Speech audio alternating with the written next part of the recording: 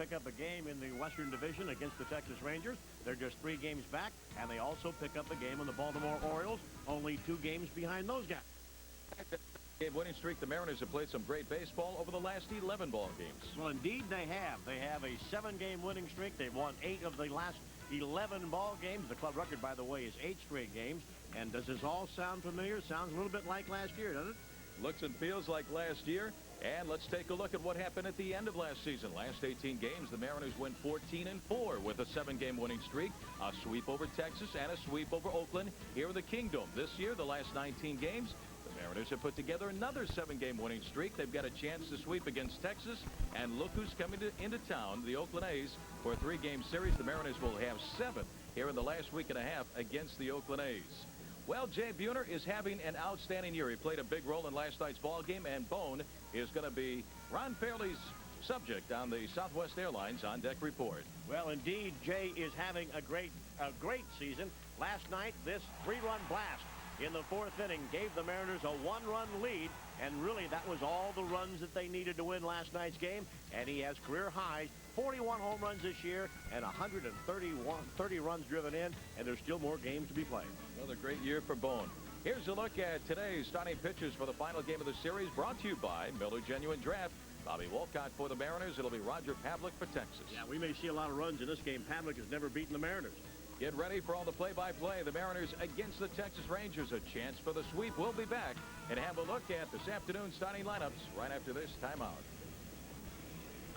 Mariner Baseball on Prime Sports is brought to you by Southwest Airlines, with low fares on every flight, every seat, every day. Fly Southwest Airlines. By Eagle Hardware and Garden. Eagle, more of everything. By the U.S. West Direct Yellow Pages. It's the one that gets you.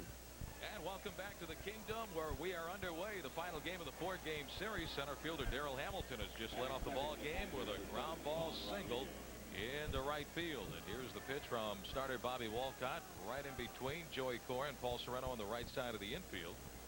So Darrell Hamilton is aboard. We got underway a little bit on the early side this afternoon. Another U.S. Bank Mariner matinee. Final meeting of the year between the Mariners and these Texas Rangers. And the Mariners have a chance to sweep. Here's catcher A.Rodriguez batting .306. 19 home runs, 84 runs batted in. Mariners have now won 7 in a row. Toss over to first base, and Hamilton gets back. Right-hander Bob Wolcott on the mound. 22-year-old right-hander, 7-10 on the year. Red 27 starts on the season and a 5.54 ERA. Yeah, Bob needs to keep the ball down and change speeds. If he does that, he can be very effective this afternoon. Inside on Rodriguez. Ball 1. 3 nights ago, Jamie Moyer, very successful changing speeds. 2 nights ago, Terry Mulholland, very successful changing speeds. Sterling Hitchcock, good job last night. Very good job to pick up his 13th win. The bullpen did a fantastic job. Up and in, and Rodriguez is hit by a Wolcott pitch. A.Rodriguez flat on his back to the left side of home plate. Texas trainer out to check up on A.Rodriguez.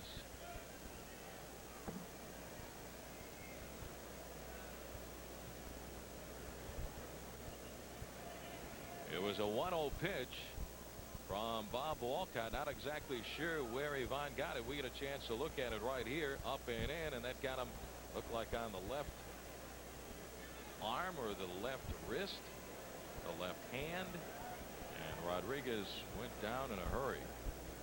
Well, that came very, very close to hitting him in the head. And hopefully he is going to be all right. Yeah. Rodriguez having a tremendous year for the Rangers. Tough little guy, one of the best catchers in all of baseball.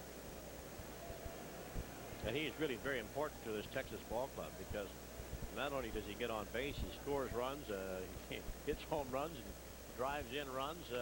Yeah, this guy is very, very important to the Texas Rangers, and that's a good sign that he's getting up. Let's hope that he's going to be all right. And slowly, Yvonne able to sit up right now. Will Clark is there and making sure that Rodriguez is all right. I don't know if the ball ricocheted off his hand or his arm and came back and hit him on the face. Might have come back and got him right off the point of the chin. Yeah, that may have ricocheted off the arm and got him on the chin. And then he hit really hard once he fell on the ground. So he was hit by the pitch and also fell to the ground and shaken up on the play. So it's going to take a little while before Ivan can get his senses. Now he's starting to get up, and that's a very good sign. Let's see if Rodriguez will be able to stay in this ball game. Manager Johnny Oates right there. Rodriguez takes a pretty good belt right here as he lands on the ground. There's the hit on the pitch by Walcott, and then falls hard on his back. Yeah, I have a sneaky suspicion that the ball may have ricocheted off his arm and may have clipped him on the chin. But he's a tough young man, and he's going to stay in the game. So Ivan Rodriguez down to first base, and a little bit of a shaky start for Bob Walcott. A leadoff single by Darrell Hamilton, and then he hits Ivan Rodriguez, so 2 out right away for Texas. One of the notes that we have is that if Walcott should get into trouble early in the game, that Lou Piniella is going to go to the bullpen in a hurry. He has Tim Davis and Bob Wells warming up down there right now. Here's the thrill. Will Clark batting at .287. Ground ball back out to Joey Kors. Second for 1. Alex is reeling at first in time for 2. And that's exactly what Bob Walcott needed, a double play ball, and he got it. Nicely turned one more time by Joey Kors and Alex Rodriguez. Along to third goes Darrell Hamilton for the Mariners' turn. A 4-6-3 double play. Yeah, the best friend in the world of a pitcher, and that is the double play ball. And the Mariners have had quite a few in the last 2 or 3 games. Yeah, one early in last night's ball game, just like that, a 4-6-3 hit almost in the exact same spot. Joey Kors coming in and over to his right near the bag at second. Here's Juan Gonzalez batting .322. He's 4th in the league in home runs with 45. Breaking ball for a strike, 0-1. Defensively, Joey Kors, the second baseman, is way over toward the bag. For Gonzalez, a pull hitter. Look at Joey, just to the right side of second base. 1 on, 2 outs, just underway, no score. Wow, that pitch was close and a little bit inside. Ball 1, 1 ball and 1 strike. Look at this pitch. You be the judge. Is that inside? Don't know. According to home plate umpire Mark Johnson. 1 ball and 1 strike on Juan Gonzalez. They go back inside with another fastball. Ball 2, 2-1. Gonzalez gave the Rangers a 2-0 lead last night with a line drive laser beam home run down the left field line in the 4th inning off of Sterling Hitchcock, but Hitchcock did a great job to come right back and get the next 2 hitters.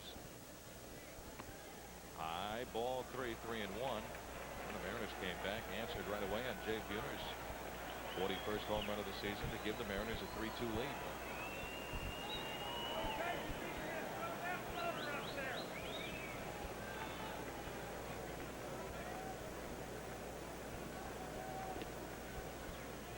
Swing and a miss.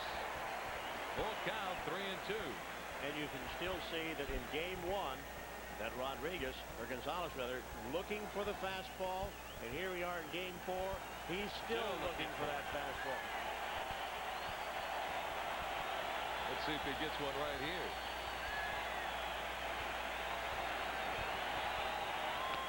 Ground ball, pulled foul on the third base side. Looked like it was a slider that Dan Wilson wanted on the outside corner. Count is still 3-2 on Gonzalez. On deck for the Texas Rangers, designated hitter Mickey Tettleton.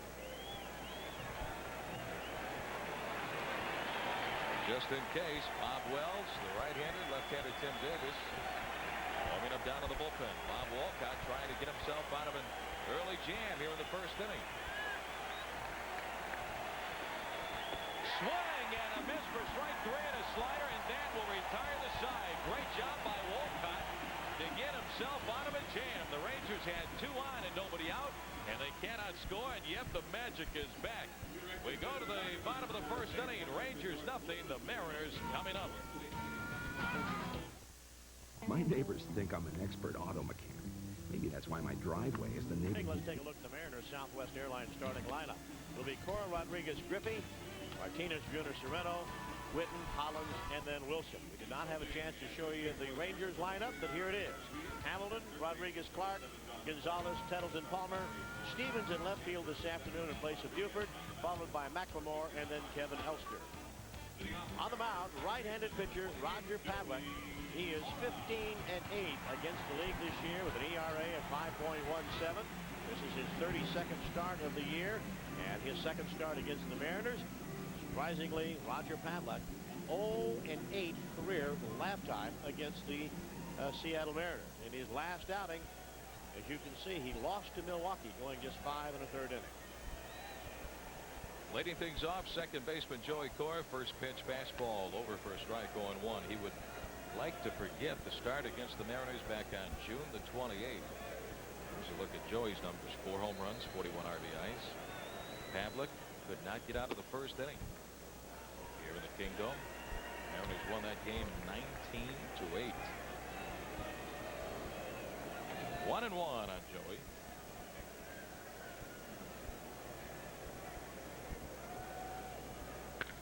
Fly ball into left center field. On the run, Darrell Hamilton. He's there and he makes the catch. 1 out. No score. Bottom of the first inning brings up shortstop Alex Rodriguez. Well, the Mariners getting some more good news from Yankee Stadium in New York.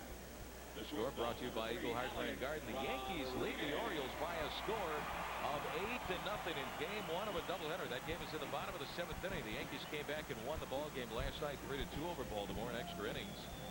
The Mariners are only 2 behind Baltimore in the wild card race. And it looks like the Mariners will have a chance to gain some more ground in Baltimore. If I were Alex Rodriguez right now, I'd be a little bit cautious up there at the plate.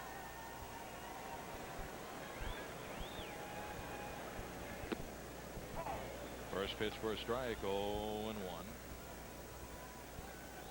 Alex way on top in the American League batting race. Frank Thomas behind him, number 2, 22 points behind, followed by Paul Molitor. One hop over to Palmer, third, had to go up in the air to bring it down, and it gets A-Rod over at first base, 2 outs. Play by Texas third baseman Dean Palmer. Yeah, and he is a tall third baseman to go along with that, and he needs every bit of that height and the reach of his arm to pull this ball down. Alex almost bounces this ball over the head of the third baseman. See how high Palmer went in the air. Good play by Dean. And a strong throw over to Will Clark. Good defensive play. Texas Rangers, one of the best defensive clubs in the American League this year with a fielding percentage of .985. As you take a look at center fielder K.Griffey Jr., but the Rangers have had their problems defensively in this series, and the Mariners have capitalized. Fastball fouled out of play behind the plate, 0-1. Mariners have not made an error in this series. Texas had 1 error last night. It was by second baseman Mark McLemore.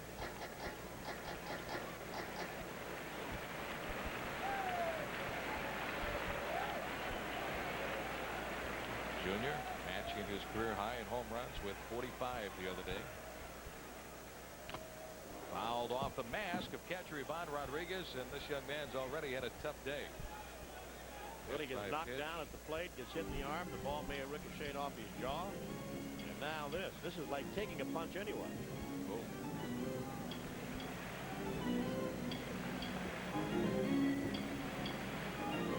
He'd like do-overs right now. Let's start this game over again.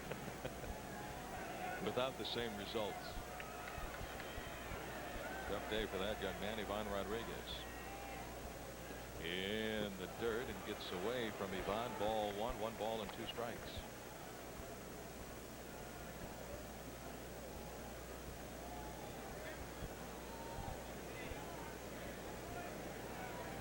See, he has a little bit unusual chest protector, has that extra pad out over the shoulder.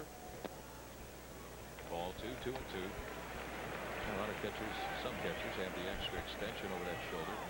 The protector really doesn't really do quite a good job as far as the shoulder. Popped up. Third base side, Dean Palmer over. He's going to have some room out by the Mariner dugout, and he makes the catch. And that'll be it for the Mariners in the bottom of the first inning. After one here in the Kingdom, no score. We go to the second after this word from Southwest Airlines. The Seattle Mariners live on Prime Sports.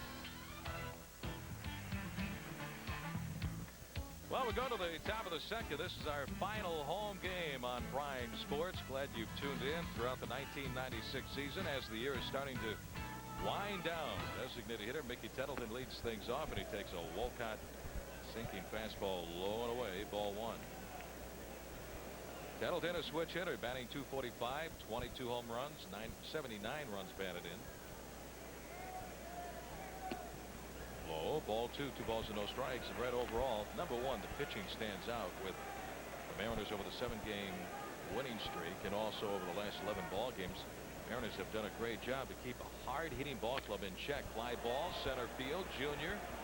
heading back into the gap in left center, and he's got it. One away, and they've kept the Rangers in the ballpark other than Juan Gonzalez's 2-run home run last night. Yeah, it's been amazing. If you look at the last 43 innings, now going on 44, Mariners pitching staff has only allowed 4 runs in the last Isn't that something? 43 innings. In the last 5 games, they've only allowed a total of 7 runs. Those guys have really been doing their job. Yeah, the starters have been tremendous. Jamie Moyer in the opening game of the series. Up and in on third baseman Dean Palmer. That was a breaking ball that just got away from Wolcott, and now Dan Wilson out to the mound to have a talk with Bobby. Palmer's numbers on the year, good power, 35 home runs. But the starters have been doing a great job. That sets up the guys down in the bullpen to be able to do their job from the 7th inning on. We saw that last night. Mike Jackson, a great job last night. The sheriff, Norm Charlton, to pick up his 18th save. And Bobby Ayala the night before doing a good job. So, yeah, guys down the bullpen have been doing an outstanding job. But it's been, I think, the starting pitchers, are the ones that have set the tone. 1-1 on Palmer. Because the starting pitchers are the guys that go out there and have kept the Mariners in the ball game. And then the Mariners come back, score some runs, and now they pass it on to the bullpen. But all in all, I mean, just like Jamie Moyer said the other day, I mean, how many times we said hitting is contagious. One guy starts to hit, everybody seems to pick it up. Well, the same thing can be said about pitching. Good pitching, and all of a sudden that becomes contagious. The 1-2 to Palmer, swing and a miss and a slider, strike 3. Bob Wolcott with his second strikeout of the ball game. 2 outs for the Rangers here in the top half of the second. Good breaking ball down and away right here. Well, there's the curveball. That is a good curveball. That is in a great location, too. Down low and away. Dean Palmer struck out now 137 times this year. Here's left fielder Lee Stevens getting his first start in the series. Chops one off the plate and behind second base. Alex Rodriguez, the reach and throw in time to get Stevens at first base to retire the side. Alex Rodriguez way to his left, man. He got rid of that ball in a hurry. The throw right on line to get Stevens. What a play by A-Rod. And that's it for Texas. We go to the bottom of the second. No score.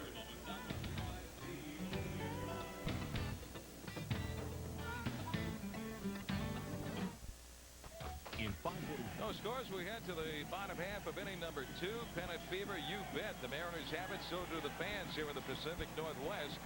Mariners are not only in 1 but 2 races, and the Mariners have a chance to sweep the Texas Rangers for the 4th time in their history. Wow. Mariners have now won 7 in a row. Here's designated hitter Edgar Martinez.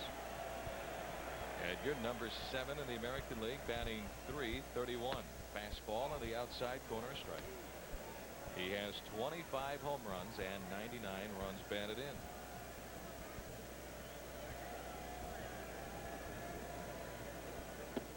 Low and inside, ball 1, 1 ball and 1 strike. Want to say hello to a big Mariner fan watching the telecast this afternoon.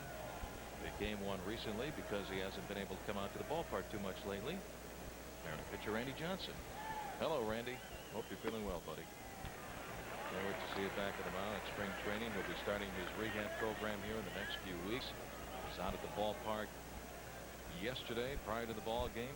Edgar's numbers against Roger Pavlik right there. And it was good to see Randy Johnson back in the clubhouse. Yeah.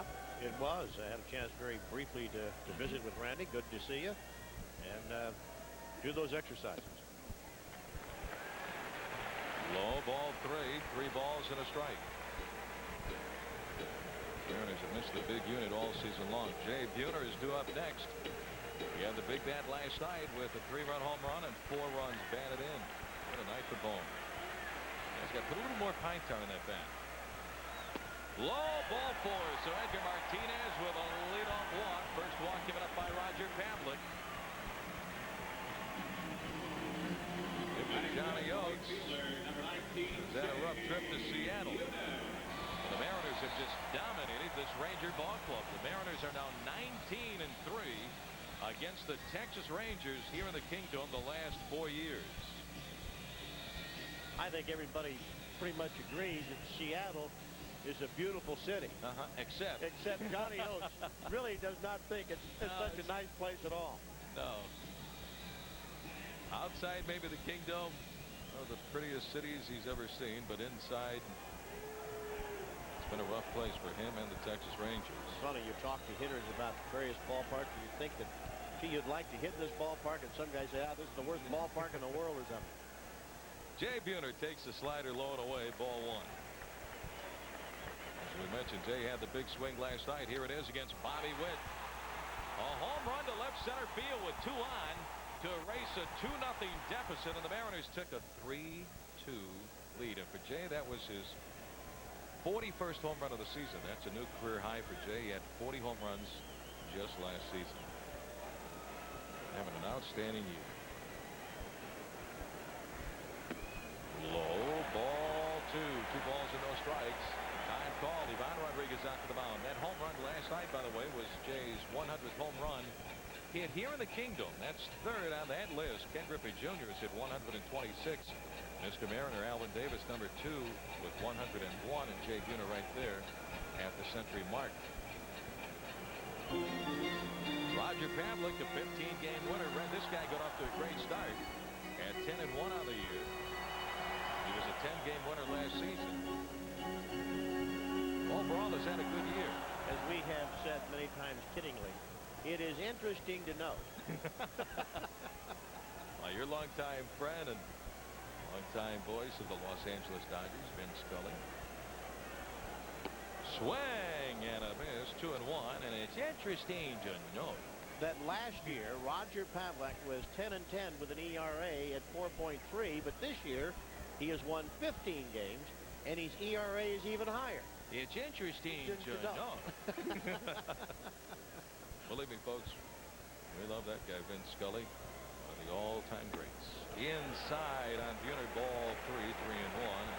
Yeah, well, he's a poet. I mean, he's in the Hall of Fame and deservedly so. And who knows? Maybe someday Dave will be.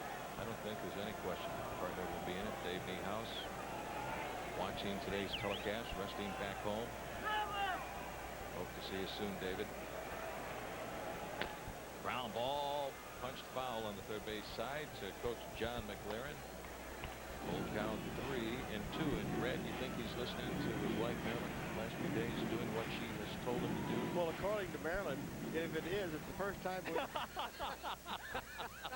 It's the first time. My oh my. My oh my. Yeah. Listen to Marilyn, pal. 1 on, nobody out. No score. Bottom of the 2nd here in the Dome. Mariners looking for the sweep. Line drive, base hit, left field. And that was a rope. Down to 2nd goes Edgar Martinez. Jay Buhner right on that 3-2 pitch. That's the first hit of the game for the Mariners. 2 on and nobody out. Look at it one more time as Pavlik tries to get the ball away, and it tails right back into the middle of the plate. And Jay did not miss it. If Jay gets that ball up in the air, it's gone. I mean, that's how hard he hit. He got one up in the air last night to hit a speaker in left field. That's only the 2nd time I've seen that happen. He hit the speaker in left field. That one right there. If it doesn't hit the speaker, that ball is gone, and the Mariners have a 4-2 lead last night. But it hit the speaker. The ball came back, landed in left field for a double. First baseman Paul Sorrento, swing and a miss, 0-1. The last time we saw that happen, Dave Kingman hit a ball that would have been way out to left field. Phil Bradley came back up and he made the catch, and Kingman was out. Serrano, 21 home runs, 86 runs batted in. Sac fly last night with an RBI.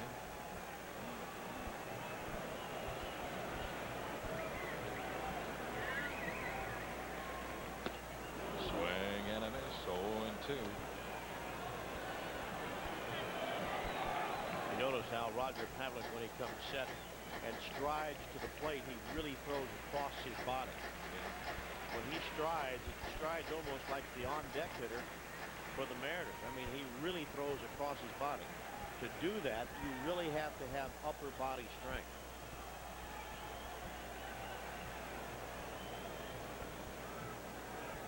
Low, ball one, 1 ball and 2 strikes. Here's a look of the delivery of Roger Pavlik from a different angle. You can see, well, you can't really tell from that angle there where he strides and see how he throws across his body. But you have to be strong to be able to do that. Low again for ball 2. 2 balls and 2 strikes. And generally, when he gets tired, he will leave the ball up and away to left-hand hitter. And he will be in to the right-hand hitter. And that only figures. He is strong. 32nd start of the year for Pavlik. Second against the Mariners. He was 0-3 against the Mariners last year. 0-1 this year. Low inside. Ball 3. So Pavlik was way out in front of the count 0-2. But now Serrano works it full to 3 balls and 2 strikes. On deck is left fielder Mark Whitten. Crowd making some noise. Another nice crowd here in the Kingdom. We had 35,000 plus last night.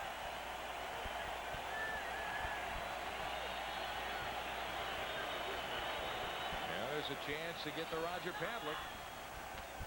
Well hit right field. Gonzalez back. This one is off the scoreboard. Edgar will be stopped at third base. The relay home by the second baseman Mark McLemore. The Mariners have the bases loaded on a long single by Paul Sorrento. And Edgar Martinez had a difficult time reading that ball. And you can see how well Sorrento hit it. That ball landing halfway up, 3/4 the way up of the wall, and Edgar could only go from second to third. I don't think he read that ball very well. Timeout is called. Pitching coach Dick Bosman out to the mound.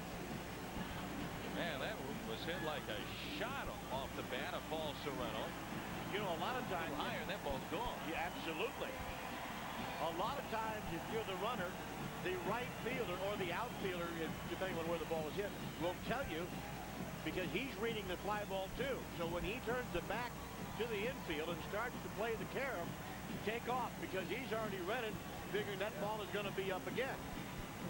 I mean, that happens to you sometimes. The ball is hit and you don't read it that well.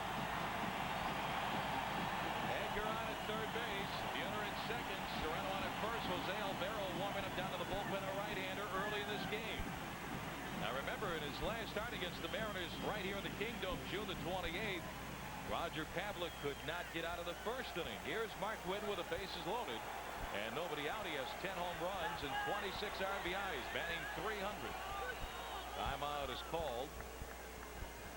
Ball gets away from the bullpen area. Mark Whitten, 21 home runs on the year. He had 10 in the National League this year with the Phillies and the Braves. He came over from Atlanta on August the 14th.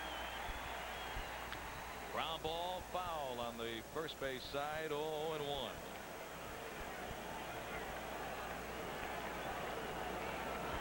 Whitten already with 2 grand slam home runs.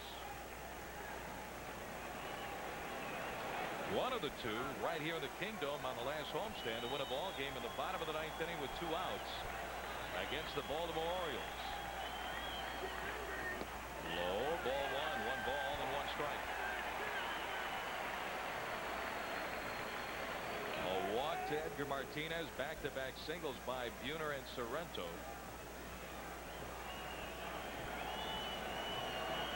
Mark batting .375 with runners in scoring position. 9 for 24. Swing and a miss.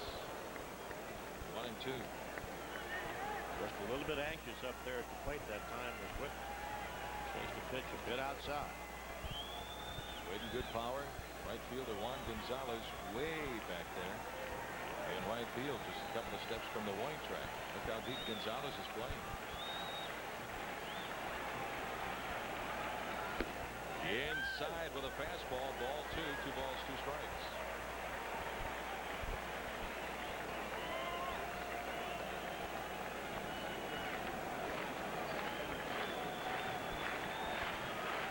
Mariners 10 games over 500 for the season. 80-70. 3 back of Texas in the West. Inside. Ball 3. That pitch didn't miss by much. Mark Whitten, good eye, and he takes it. The count is full, 3-2. Here it is, as you can see, just inside, and that did not miss by much. Pavlik has gone to a 3-ball count on every batter he's faced here in the inning. The fans are on their feet here in the Kingdom. Here's the 3-2 pitch. Swing and a miss for strike 3, 1 away. And the bottom dropped out from that one as it got to home plate. And that time, Pavlik took something off of the fastball. That might have been a changeup, but here it is. You see how that ball had good movement. Moving away from Whitten. And it looked like it was a strike. So the bases are loaded now with 1 away for third baseman D.Hollins. Got Gar at third, Bone at second, Sereno over at first base.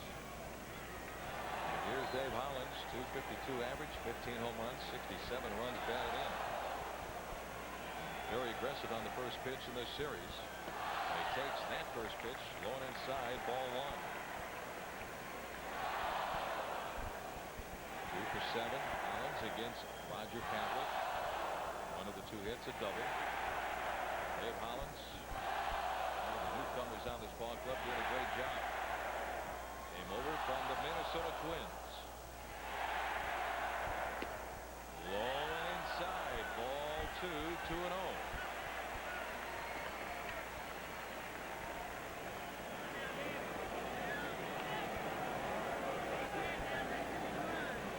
Ranger pitching coach Dick Bosman. Great job with his ball club this season. Johnny Oates on your right.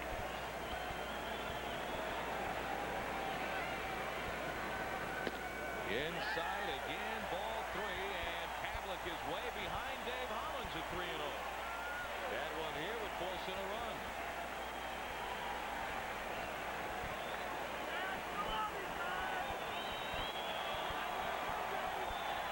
D.Hollins, 2 home runs for the Mariners. He takes it low, ball 4. Bases loaded, walk to D.Hollins. That'll force in Edgar from third base. And the Mariners have a 1-0 lead. Roger Pavlik walks D.Hollins. Hollins at first, Sereno down at second. Buhner over at third base. Edgar will score. And Pavlik is having his problems here in the bottom half of the second. Alvaro continues to warm up down to the bullpen for Texas.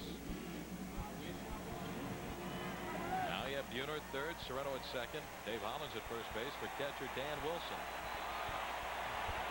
He has 16 home runs this year.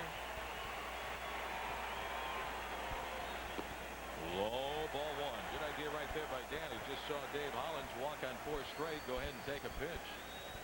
Well, as we pointed out, Pavlik has had a ball 3 count on every batter that has come to the plate in the inning. Let him pitch. He may put himself further into the hole. Make him work and then make him work some more.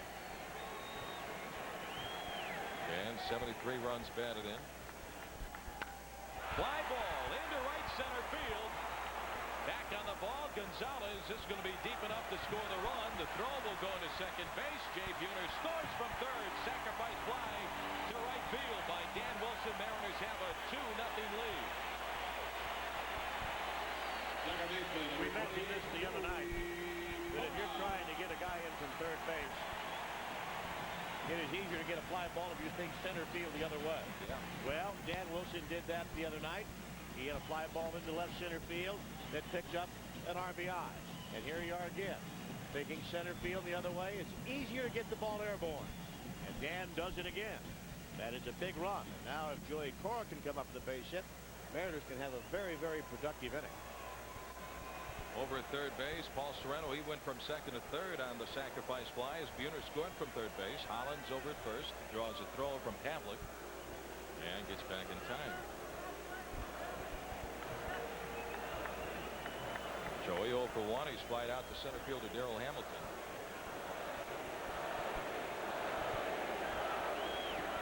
Outside, ball 1. Mariners with a 2-0 lead. The Mariners have capitalized on walks. They have capitalized on errors. They've done a great job to get a runner home from third base. They've had one heck of a series against these Rangers. Down and in, ball 2, and you saw where Rodriguez wanted that pitch away. Roger Pavlik missed low and inside. Well, you have to be alive out there on the bases. Pavlik has 8 wild pitches this year. That is most on the Rangers staff. So if you're a runner at third base, runner on any base really, look for that ball to be thrown in the dirt. It may get away from Rodriguez and you may be able to advance.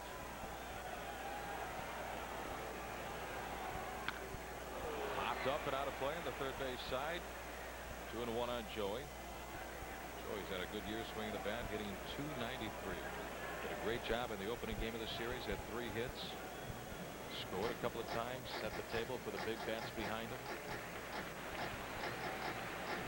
Hey, Texas. There's a banner out there. Enter the Alamo.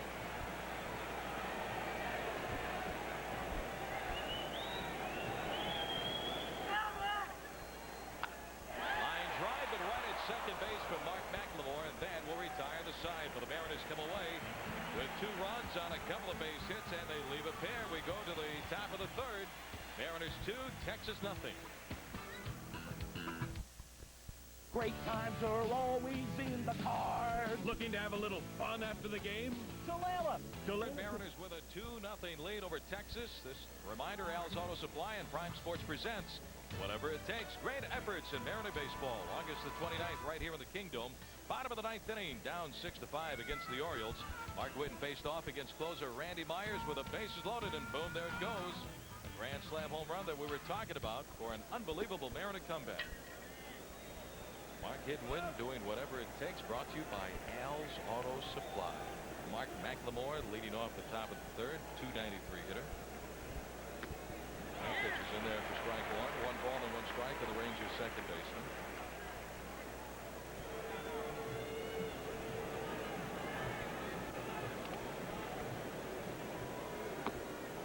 Little high, ball 2, 2-1. I can only imagine what the advanced scouting of some team may be writing down after seeing Mariners pitch to the Texas Rangers and throwing a lot of off-speed stuff. It has worked. It has been very effective. To Hopper out to Joey Cora at second base. And he gets McLemore at first. 1 away. Hey friends, Prime Sports covers the University of Washington. Tune in tonight at 10:30 for this month's edition of Husky Profile. See a preview of the Huskies fall sports season with host Chuck Nelson and Heather Foster tonight at 10:30 only on Prime Sports. 1 away, and here's shortstop Kevin Elster. Low, ball 1.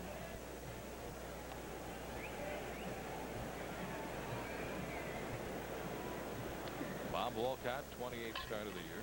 Spent a little time down at AAA Tacoma. Slider, low and away, ball 2. 2 balls and no strikes.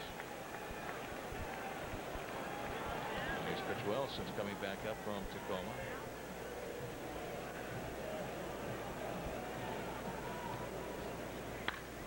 Shot on the ground, right in front of it, D.Hollins. The toss across, in time to get Elster 2 away.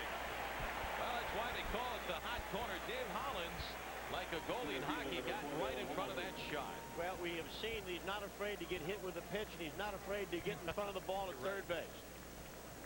And that's an outstanding play by Hollins. Shows you how much he, shows that he's not afraid. Not afraid of the ball. You can't be. Leadoff batter, Darrell Hamilton. Rangers center fielder, a strike, 0-1. He's 1 for 1, lit off the ball game with a single into right field. Ball 1, 1 ball, 1 strike. If you try to play that ball off to one side or the other, you're in trouble over there at third base. Well, yeah, then you either make a play or the guy has a double. Ground ball, smothered at first by Serrano. Says, I'll take it to the bag. He does, and that's it for Hamilton and the Rangers. Mariners throwing a lot of leather at the Texas Rangers in this 4-game series. What a play by Paul Serrano, and that guy, D.Hollins. We go to the bottom of the third. Mariners with a 2-0 lead.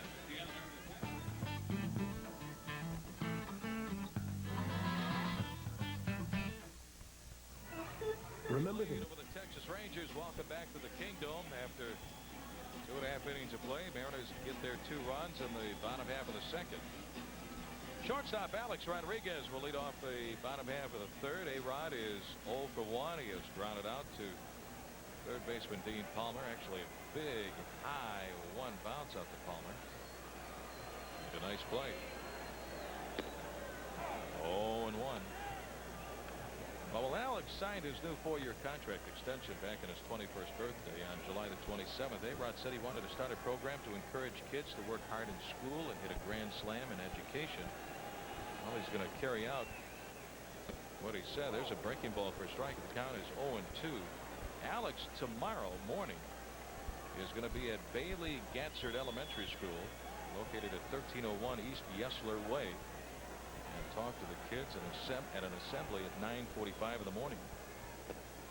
Breaking ball, low, ball 1, 1 ball and 2 strikes. So this kid means what he says. He's going to go out and reach out to the youngsters.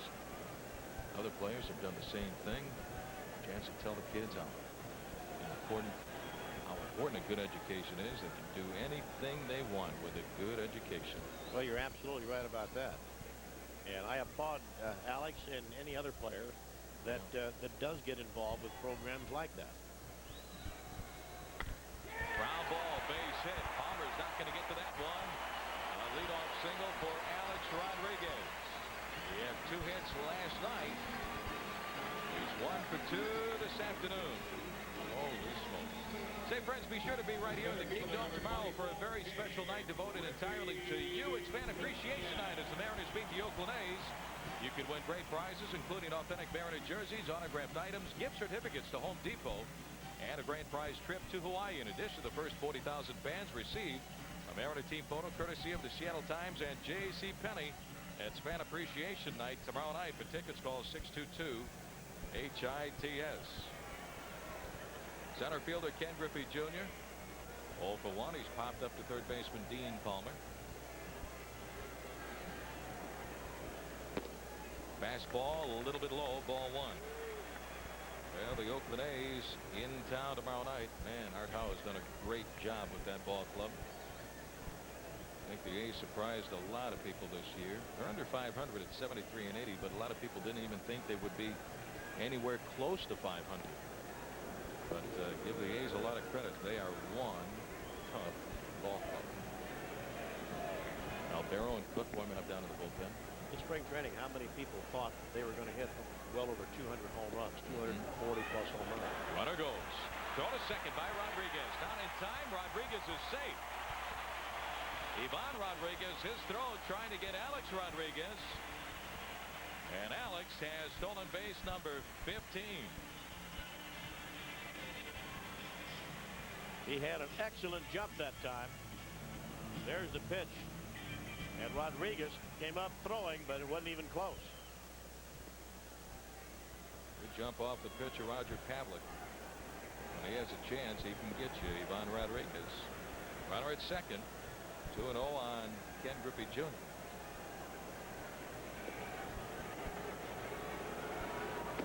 Outside, ball 3, 3-0. That'll be a Interesting and exciting 3-game series coming your way tomorrow night against the Oakland A's. Edgar Yeah. Martinez due up next. Yeah, the Mariners are 2-4 against the A's this year, and so Mariners are going to have their hands full. Can they do it? Yeah, they can do it. Popped up. He had the green light. 3-0. Junior got underneath it. Fouls it away. 3 balls and a strike. And if I'm not mistaken, Pavlik threw him a breaking ball. How about that? So That's a pitch that Bobby Witt went to quite a bit last night. He had a pretty good slider. yes, he did.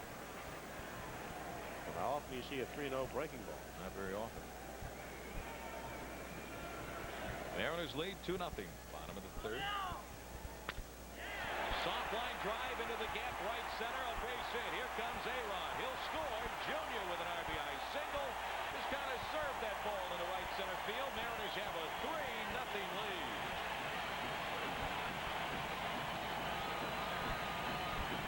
And that was all set up by the stolen base by Alex Rodriguez. Which brings up a very interesting point, as Lou Piniella has said to us many times. Johnny Oates coming up, and the Rangers are going to make another pitching change, but Lou Piniella said next year he would like to have more speed on the team. Right-hander Jose Albero summoned from the bullpen. Albero will come on in relief, and that's it for the starter. Roger Pavlik chased early for the 2nd time against the Mariners here in Seattle. Mariners with a 3-0 lead. We'll be back after this timeout. Prime Sports combines all the elements to bring you the action you've been looking for.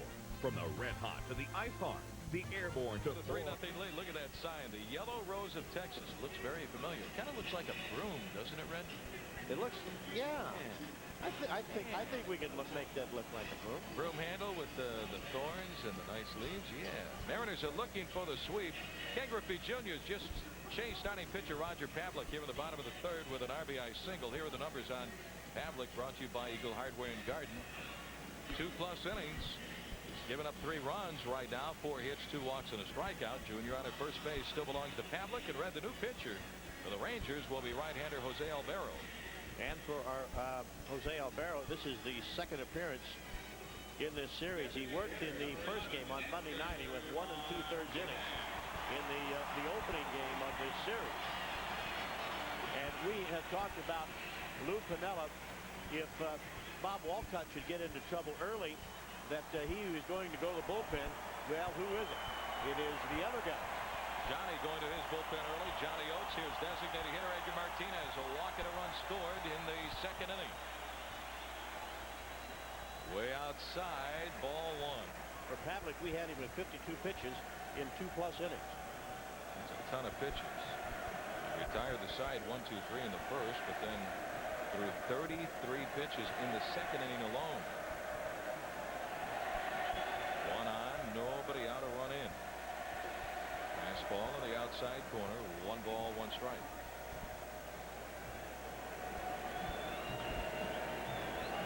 Well, you saw Alex Rodriguez steal a base in front of K.Griffey Jr. Jr. lead at first base, held on by Will Clark. Jr. draws a throw from Albero.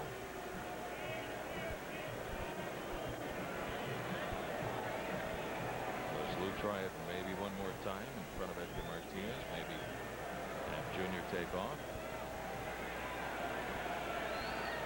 Way outside, ball 2, 2-1.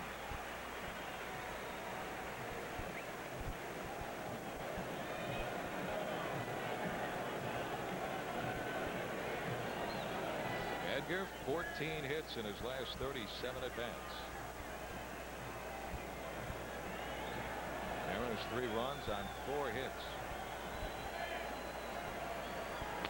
Ground ball, base hit into right field. That'll send Junior to second. Up with the ball is Juan Gonzalez. A base hit the other way by Edgar Martinez. And Red, you brought up the point last night and even the night before. Edgar Martinez again, that classic swing going the other way for a base hit. You know, after you watch a guy play for a while, you get to know when he's hitting the ball well and when he's not.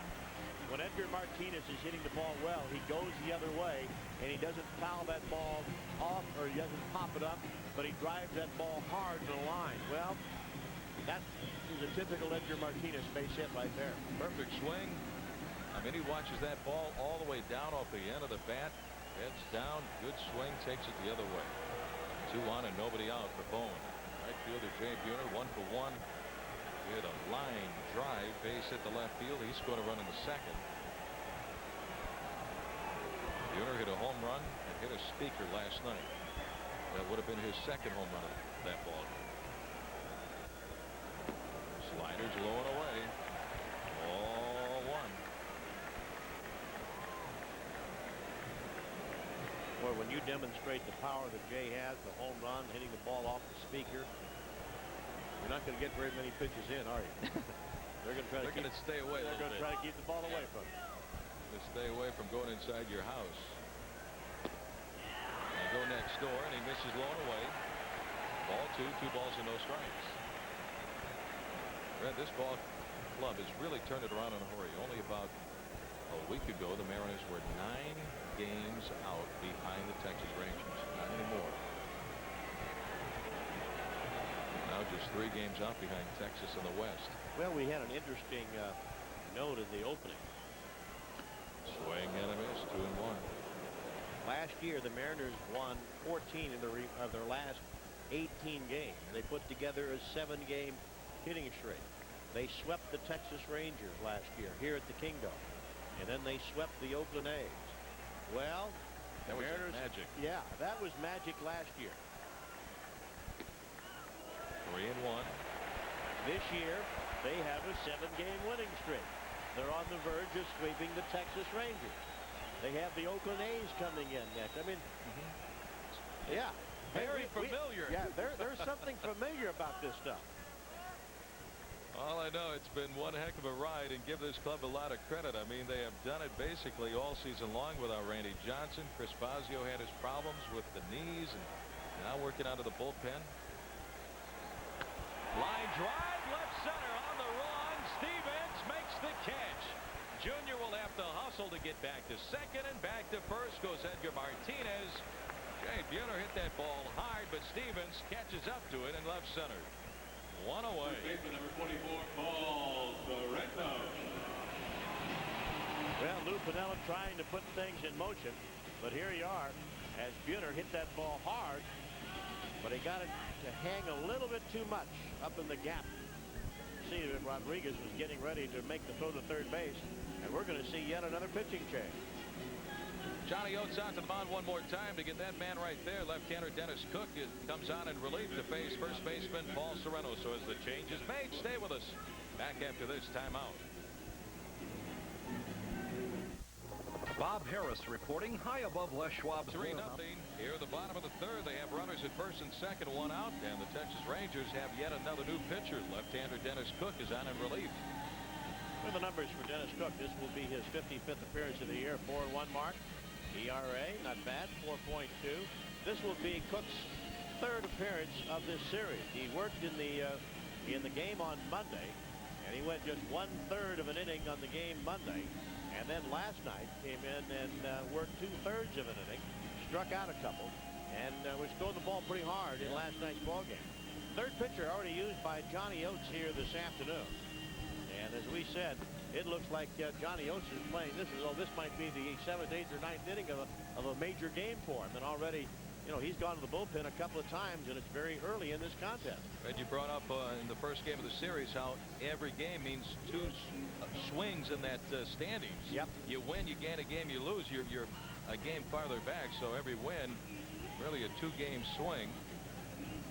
Mariners win this, they go to 2 games behind Texas. If they lose, they drop to 4. Big difference. It's a 2-game swing with a week and a half to go. Yeah, and you're running out of games. Inside that Mariner dugout, there's Jay Buhner on your right. He had the big night last night. And these guys have played some great baseball down the stretch last year, and now down the stretch this year. And down the stretch, here they come. That's absolutely right. These guys, you know, they see the signs hanging all over the place. They refuse to lose, and day in and day out, these guys give you everything they have. That tells you the type of character, what they have inside, what they're made of. You name it, call it whatever you want. Heart, grit, determination. Here's first baseman Paul Sereno. This club has it. Sereno 1 for 1 with a single into right field. Now Cook, a little turn and look back towards second, keeping an eye on K.Griffey Jr. Jr. at second, Edgar at first base, 1 out, 1 in. Mariners have a 3-0 lead. Well, the Orioles have lost today, game 1 of a doubleheader. The Yankees won 9-3 in New York, so that's good news. Ground ball to the second baseman, charging McLemore, second for 1, relay to first is in time for 2, and that will retire the side. A 4-6-3 double play. So Dennis Cook does a heck of a job in relief for Texas. Mariners get 1 run on 3 hits. Bob Walcott out to the mound as we go to the top of the 4th inning. Mariners with a 3-0 lead. Focus group members, how can we give this new sports network that Fox act?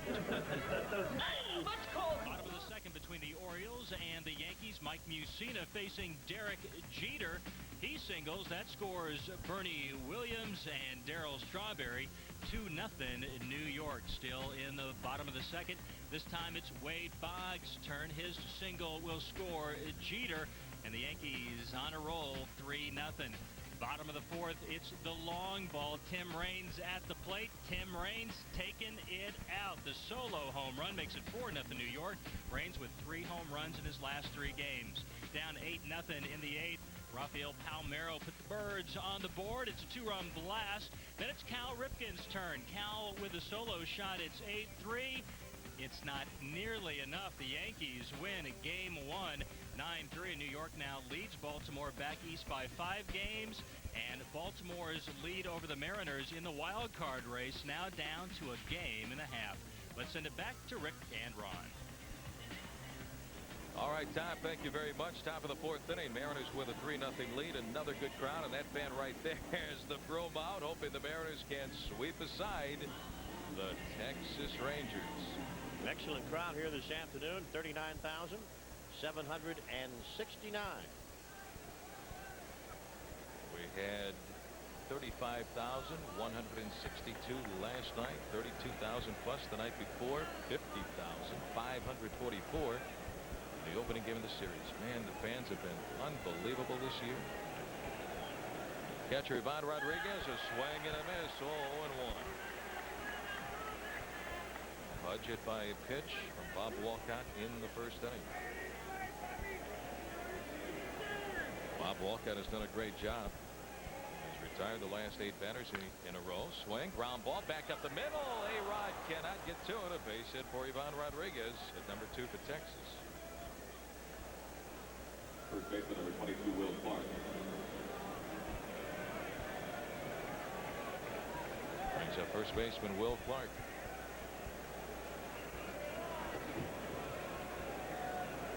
Mariners turned to double play behind Bob in the top of the 1st inning, and it was Will Clark that got the ground ball that started it. A ground ball to Joey Cora at second base. Ball 1. When Bob Walcott is on, Red, I mean, this kid can pitch. In his 7 wins, Bobby has a 1.80 ERA. Strike at the knees, took a little off, 1-1. Well, we saw how dominating he can be in that game that he pitched earlier this year down at Oakland when he threw just what 80 pitches, something like that. 88 pitches. 88, yeah, very few pitches, and I mean it was a complete game and very dominating. Won that game 5-1, blowing outside on Clark. Ball 2-2-1. However, in his other starts where he's 0-10, his earned run average is over 7.5. Well, I think he has had problem with the big inning. That has been the thing that has hurt him a lot. Fastball. Ball 3-1.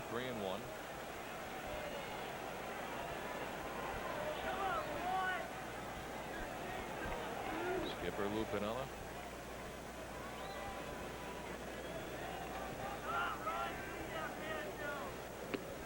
And it's up and away for ball 4. So Will Clark with a walk. That'll send Rodriguez to second base. It'll get the bullpen busy one more time. Right-hander Bob Wells begins to warm up. Lou was saying after the game last night, and joining Wells is Tim Davis.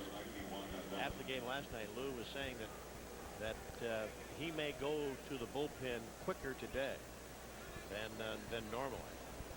because he knows how important this game is, and he's got Timmy Davis and he has McCarthy that's available along with Wells and Carmona. Johnny Oates already went to his bullpen 2 times. Yeah, they're playing this thing like the tie ball game, and it's, you know, the last inning that they're ever going to play again. It's a big swing game. Here's Juan Gonzalez. He takes a pitch low and outside. A check swing didn't go. They field down to the first base umpire Larry Young.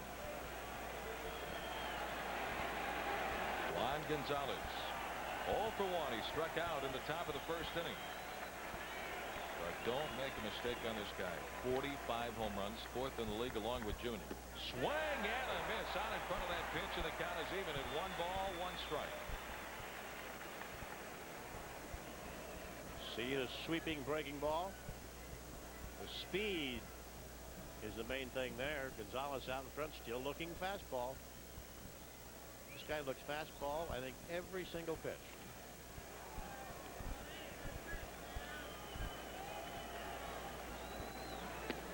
Fastball at the knees, 1 and 2. Good location. He stayed down with it. A ball and 2 strikes.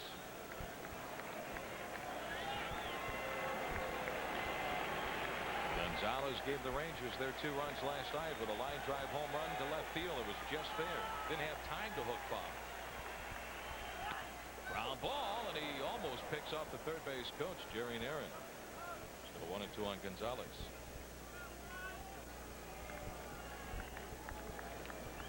It's a dangerous place to be on this field if you're the third base coach for this guy. And you want to keep an eye on the runners, and you don't see the ball come off the bat.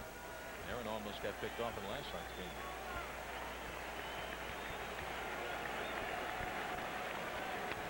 Pops him up. Third baseman D.Hollins there. The infield fly rule is called, and Dave makes the catch.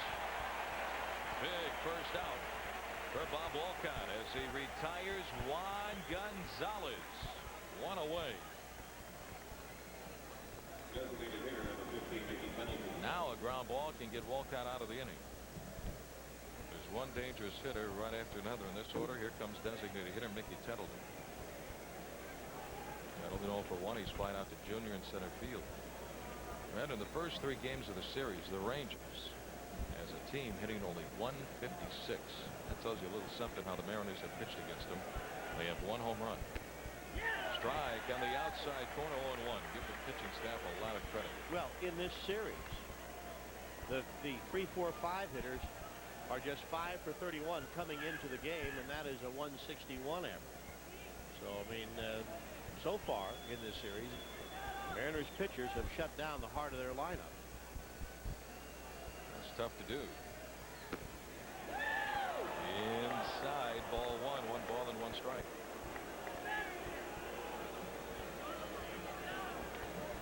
See how Tettleton, like so many guys, wraps his fingers around the bottom of the bat. Looks like he's got 2 fingers down there around the knob. Almost like Julio Franco. Julio Franco, I think he only has 1 finger on the bat. Can't figure that out. Tettleton 3 for 4 against Walcott with a home run. He'll stay away. Down and away, ball 2, 2 and 1. He's the tying run at the plate. Mariners with a 3-0 lead. 3 runs on 5 hits. Rangers no runs, 2 hits.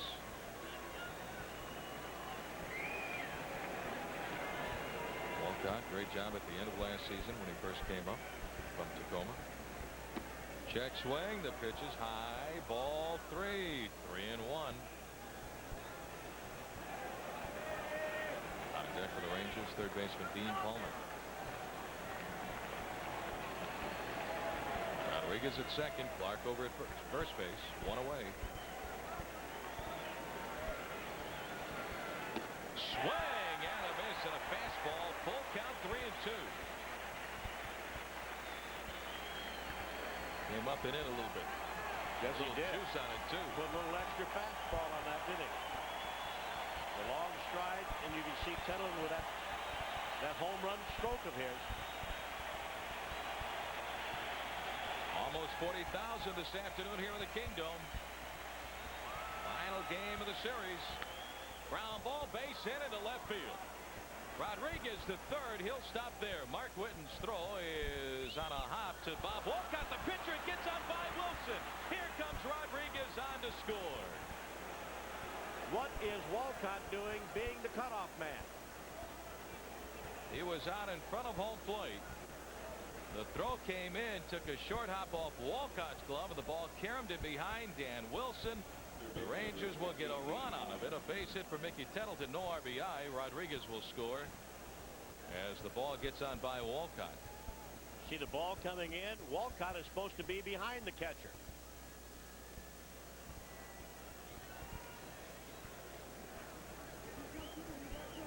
Runners go to second and third on the play, so no chance for the double play right now, and now you have the tying run at second base. Well, they're going to give an error on the throw, but that's not where the error was made. Dean Palmer takes a strike, 0-1. No, if Bobby's not there, it's a nice little one hop to Dan Wilson, who is behind home plate. Don't let the pitcher handle the ball. Let him throw it from the mound to home plate. Line drive down the left field line. A fair bowling toward the corner. One run will score. Here comes Mickey Tettleton. The throw to the plate is not in time. Down to second base. The throw by Wilson. Out at second is Dean Palmer. What a throw by Dan Wilson. But the Rangers get two on the single by Palmer, and the ball game is tied at 3. Palmer's base hit. Scoring Will Clark from third and Tettleton from second base. Palmer trying to take second on the throw home. Look at this throw by Dan Wilson to Joey Cora. The tag by Joey on Palmer. 2 outs. They had no chance to get Tettleton. They should not have thrown the ball to the plate, but they did.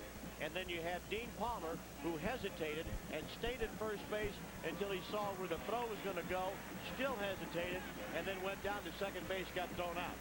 So you have a really, technically, you should have had the throw down from the left fielder to home plate, but when you did, you had bad base running by Palmer. And the Mariners get Palmer at second base. That's it for Bob Wolcott. We're going to have a new pitcher for the Mariners. Left-hander Tim Davis is on, and really, right now, let's go down to Tom Glasgow for another U.S. West Prime Sports Update. Prime Sports combines all the elements to bring you the action you've been looking for. From the red hot to the ice hard, the airborne to 4 on the floor. If it's played with head, hands, feet, or heart. If it's got style, grace, power, or punch. Or challenges the clock, the finish line, the goal, or the soul. Prime Sports brings it all. Top of the 4th inning, the new pitcher for the Mariners, little lefty Tim Davis.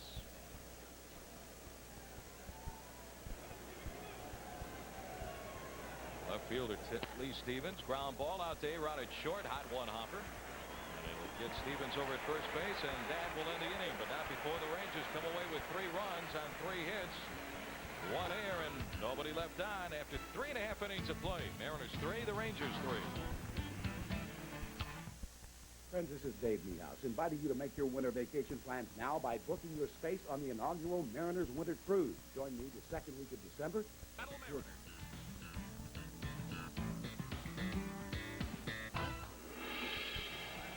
Well, it's now a brand new ball game. The Rangers have tied it up at 3-3 as we go to the bottom half of inning number 4. Left fielder Mark Whitten will lead things off, followed by Dave Hollins, another switch hitter, and then catcher Dan Wilson. Big game right here for these 2 ball clubs. Mariners with a win go to 2 back. If the Rangers win, they pull out to a 4-game lead over the Mariners in the West. Dennis Cook on in relief. He got the final 2 outs in the 3rd inning with a double play ball.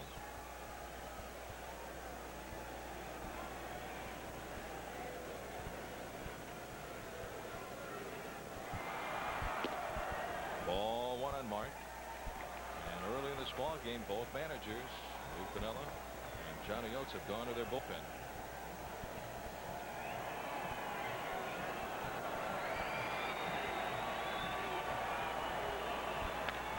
Fly ball into left center field.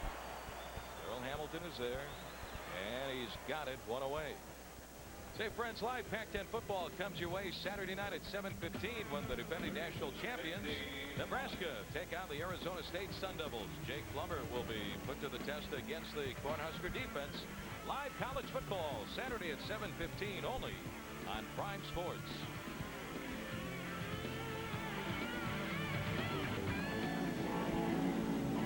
One away for the Mariners here in the bottom of the 4th inning. 3-3 tie. Here's third baseman Dave Hollins. Dave walked with the bases loaded in the second, picked up a run batted in.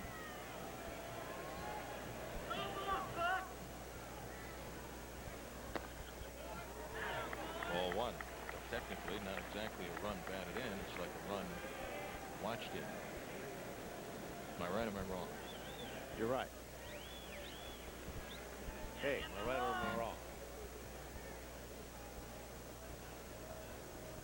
But you get an RBI. Strike on the outside corner, 1-1. A run forced in.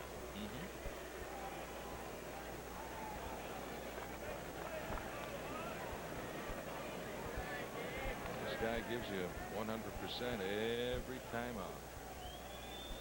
Here's a nice play defensively early in this game. Ground ball to third, backhanded by Palmer. Fair ball. The throw to Clark gets up. No, it's a little bit late. Pulled his foot off the bag. First base umpire Larry Young. Everybody was looking behind Clark for second. I looked down that right field side, and good hustle by Dave Hollins. He's called safe over at first base. I think you're going to see that Clark did not have his foot in the bag when he caught the ball.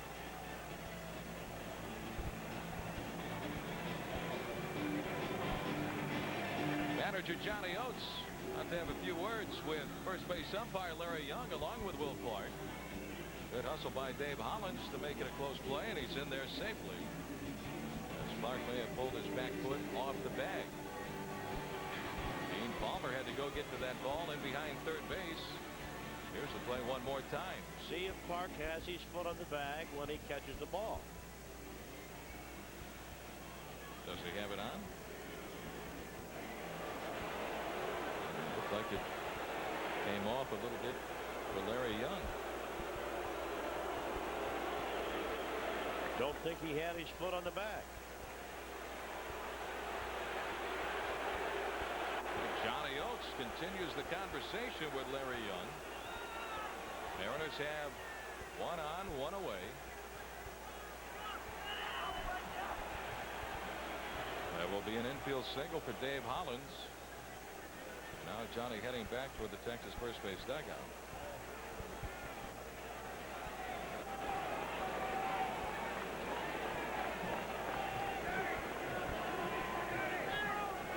Brings up catcher Dan Wilson. Number 6, Dan Wilson.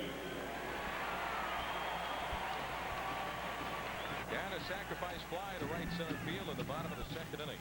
Picked up his 74th run batted in.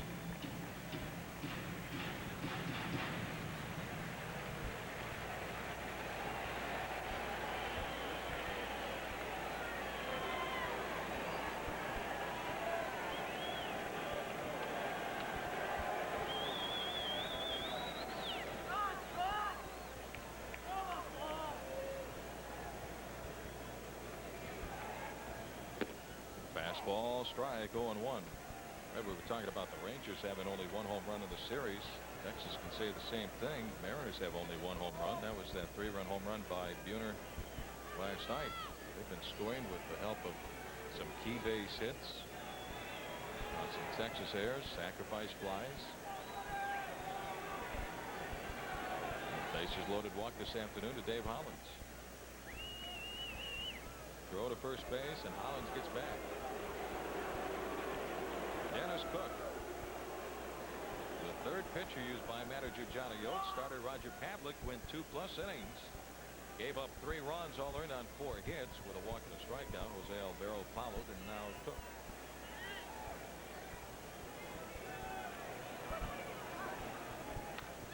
Popped up into shallow right center field. Second baseman Mark McLemore going back. And he's got it. That is out number 2. Second baseman, Joey Cora. second baseman Joey Cora. It's the final meeting of the year between these two ball clubs. Mariners are 9-3 against the Texas Rangers. They were 10-3 against Texas last year. Here's Joey 0 for 2. He's flied out to Hamilton in center field. He's also lined out to McLemore at second base. And Joey will be up to the plate now batting right-handed. Batting right-handed, a .224 hitter, a .301 hitter, batting left-handed. Joey did not have that many at-bats from this side of the plate.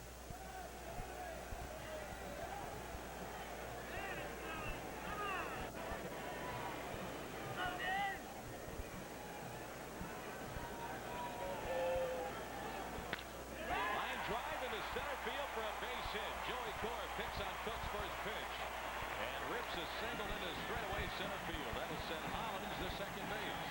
Boy, what a tremendous asset that is to be able to switch in.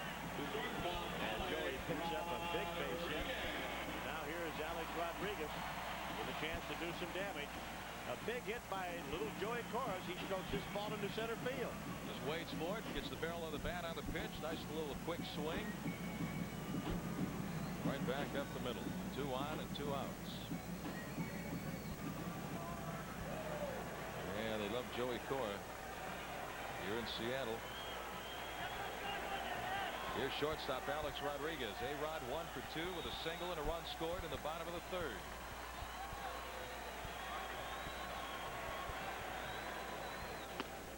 Slider inside, ball 1. A.Rodriguez, 3-3 tie you see right there. Alex 35 home runs. Right-hander Matt Whiteside warming up down in the bullpen. Alex's last home run was a 2-run home run against the Boston Red Sox here at home on September the 2nd. Ball 2, 2-0. Well, he's due to hit a home run then, isn't he? Been 17 days since he's gone deep. Kid with good power to all fields. 118 runs batted in, batting .367. What a year. He's only 21, just turned 21.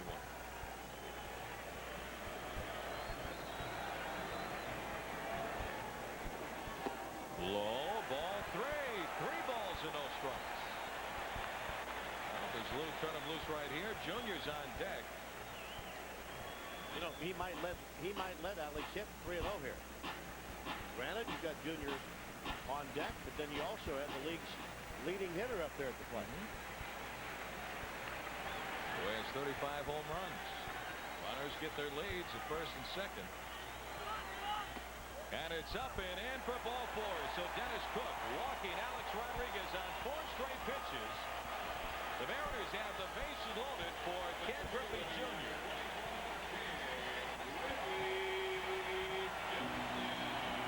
Johnny Oates looks like he's going to send. I thought he was going to send Nick Bosman out to the mound.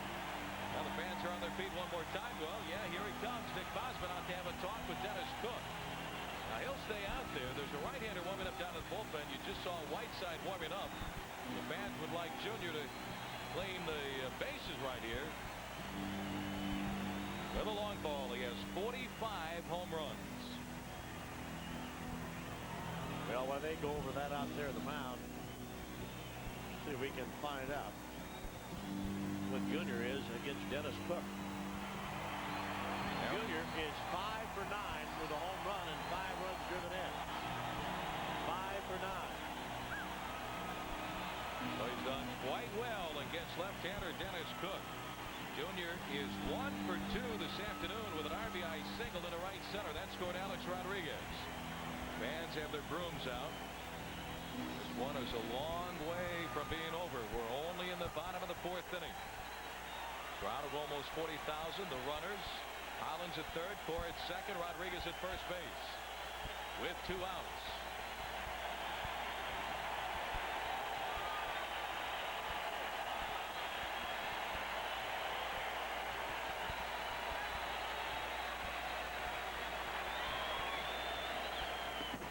Outside and high, ball 1. Junior has hit safely in 8 of his last 9 ball games.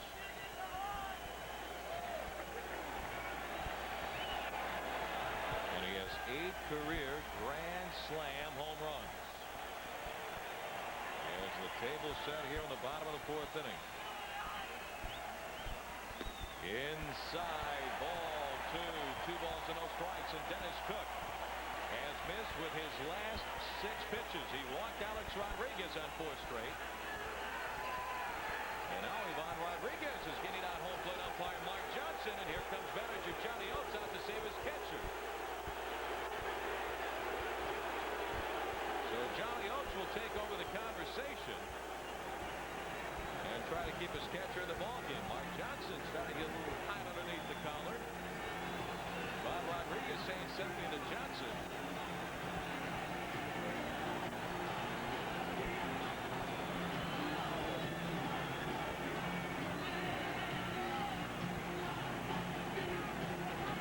Yeah, looks like Yvonne is still having a few more words from Mark Johnson. Now Johnny's told his catcher, hey, listen, I'll take it over from here. And that breaks up the conversation as Johnny makes his way back to the dugout. Here's the last pitch that sparked this little confrontation. A little tough to tell. Looked like it might have been a little bit inside. Rodriguez kind of jumped up in the air. He thought that was a strike.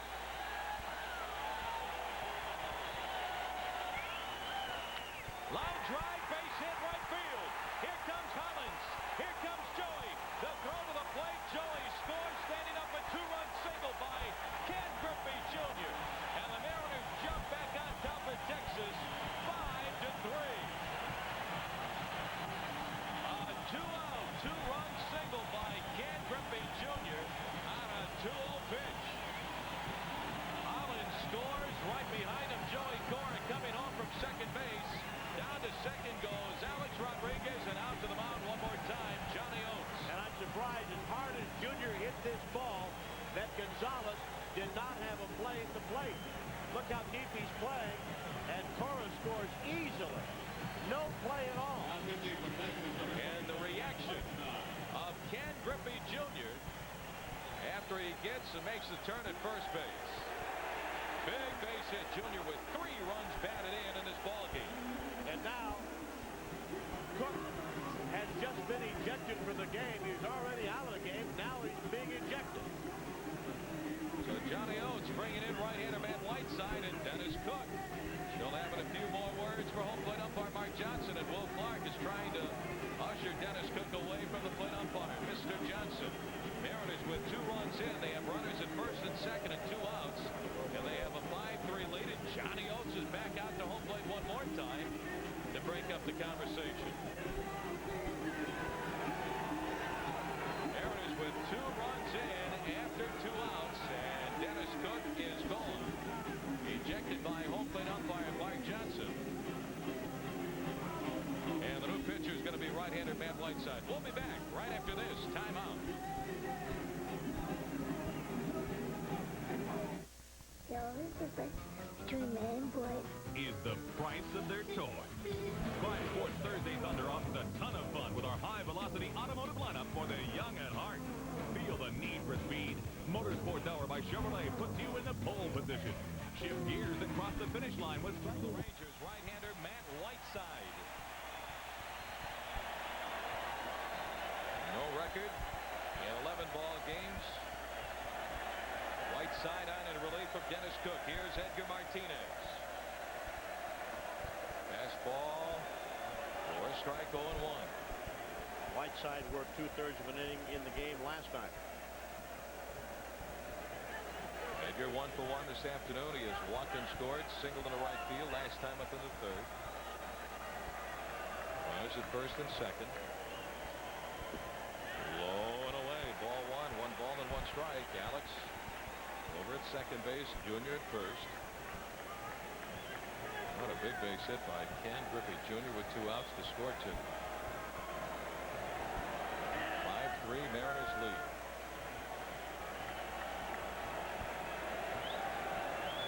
And you're looking for his 100th run batted in. Strike on the outside corner at the knees. 1-2.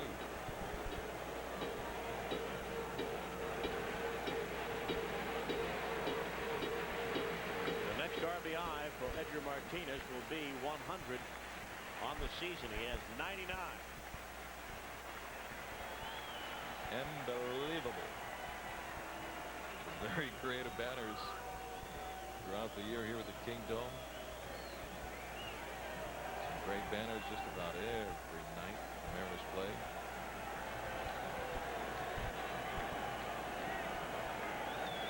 Edgar 6 for 9 in this series. The time is called.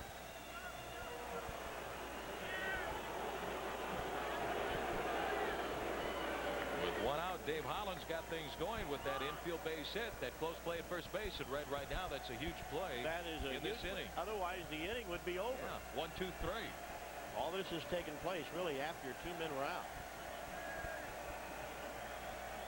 Low ball 2. 2 balls and 2 strikes. With one out, Hollins was saved when it was ruled by Larry Young, the first base umpire, that Will Clark took his foot off the bag on a close play at first base. Then Dan Wilson popped up to the second baseman Mark McLemore. Then Joey Cora singled into center. Rodriguez walked, and then Jr. singled in 2 runs to right. Low ball 3. Full count. 3-2. You know what the Mariners have done every game in this series? That whenever Texas has scored, the Mariners have come back that next inning and scored at least 2 runs. They've answered back right away. Immediately. They've done it today. They did it last night and the night before. Close to 40,000 on their feet again.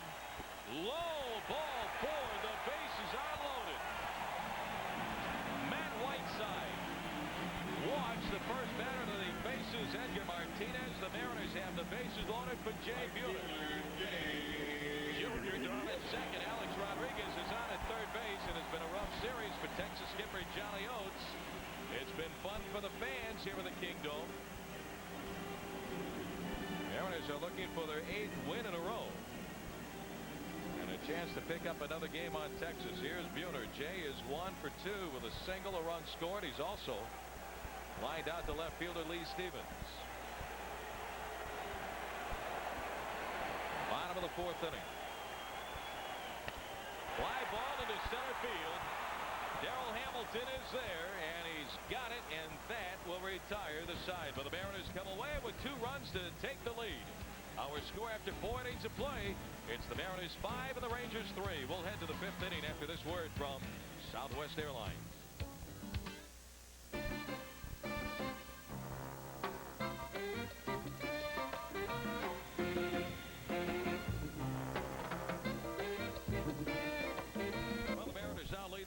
Rangers 5-3. Top half of inning number 5. Mariners getting 2 runs after 2 outs on a 2-run single to right by K.Griffey Jr. Second baseman Mark McLemore will lead things off, followed by Kevin Elster. Then back to the top of the order in center fielder Darrell Hamilton. McLemore 0 for 1. He's grounded out to Joey at second base. Outside, ball 1. Right now, Tim Davis, the pitcher of record, came on and he got the final out for Bob Walcott in the 4th inning. High ball 2. 2 balls and no strikes. Started Bob Walcott this afternoon. 3 2/3 innings. Gave up 3 runs on 4 hits with a walk and 2 strikeouts. Fastball, strike 1. 2-1. Last time that Tim Davis was on the mound was against the Boston Red Sox back on the 4th of the month. So it's been, yeah, it's been a while. Almost 2 weeks since he's been out there. Right around 2 weeks.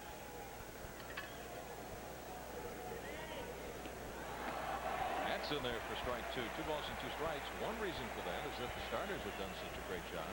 Yeah. Getting deep into the ball game the last 10, 11 games. Mariners getting a lot of outstanding starting pitching. Ground ball again out to Joey at second base. And he gets McLemore at first for the second time. 1 out for Texas here in the 5th inning. Hey kids, be sure to be on hand this Sunday as the Mariners take on the Oakland A's for Kids Appreciation Day. As part of the Kids Appreciation Day events, the Mariners will welcome several of sports' favorite mascots, including the Colorado Rockies Dinger, the Kansas City Royals Slugger, and the Detroit Tigers Paws. There will also be great prizes, including Mariner autographed items to be given away. That's Kids Appreciation Day, Sunday at 1:35. For tickets, call 622 H-I-T-S. Ball 1 on shortstop Kevin Elster. So you have Fan Appreciation Day tomorrow night, and then Kids Appreciation Day on Sunday. Ground ball, left side, Alex Rodriguez, and he gets Elster at first base, 2 away.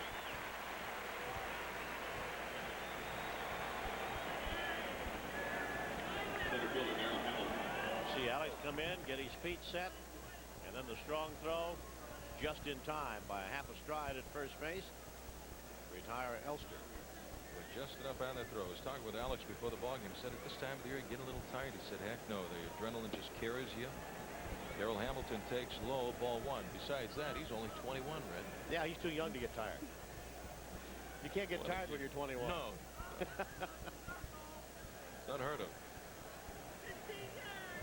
He said, and something you brought up, we talked about many times, he said, you know, it's really the mental grind that gets to you at this point of the season. Physically, I mean, your adrenaline takes over and you get yourself physically ready for every ball game, but it's that mental grind to get up for every ball game. And at this point of the year, they're mighty big games. 2-1 on Hamilton. Well, indeed they are, but at the same time, I mean, just look at it. Players are out there, they're standing. I mean, they're not running around right now. They're out there standing. They'll get moving to the second.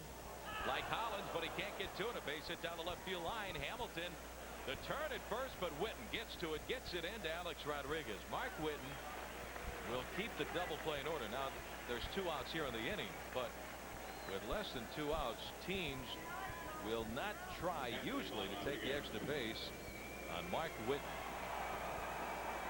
A base hit for Darryl Hamilton. Yeah, with a lot of left-hander or left fielders, I think Hamilton would have gone to second base, but with a good arm that Whitten has out there, might be a little bit reluctant to take that extra base, because now you're starting to have the power of the Texas lineup coming to the plate. Granted, there are 2 men out. Nevertheless, you do have your power coming up. Here's Ivan Rodriguez, hit by a pitch, singled and scored in the 4th inning, 1-for-1. Rangers picked up their 3 runs in the 4th inning to tie the game at 3. Mariners now lead 5-3. Fouled off the end of the bat, out of play. Strike 1.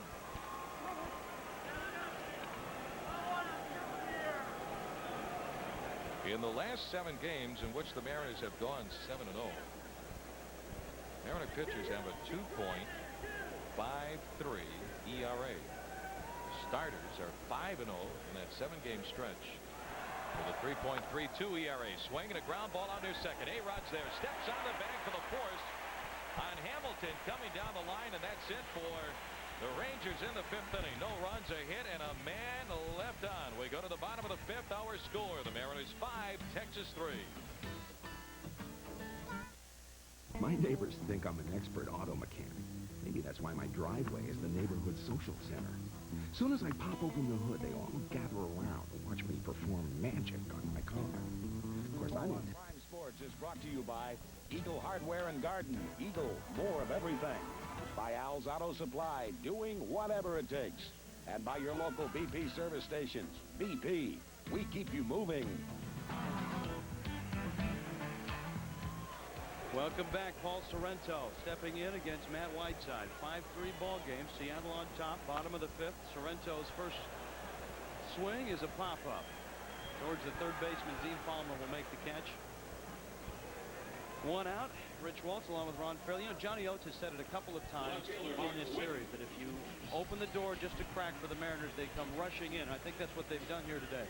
I think they've done it every time they played the Texas Rangers.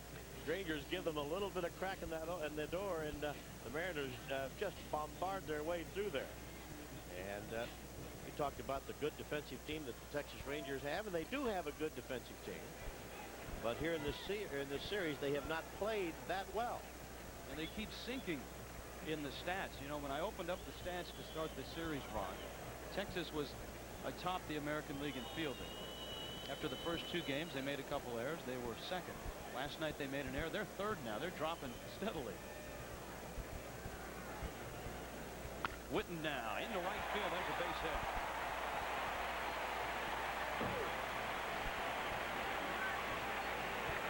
Third baseman D.Hollins. And that'll bring Hollins to the plate.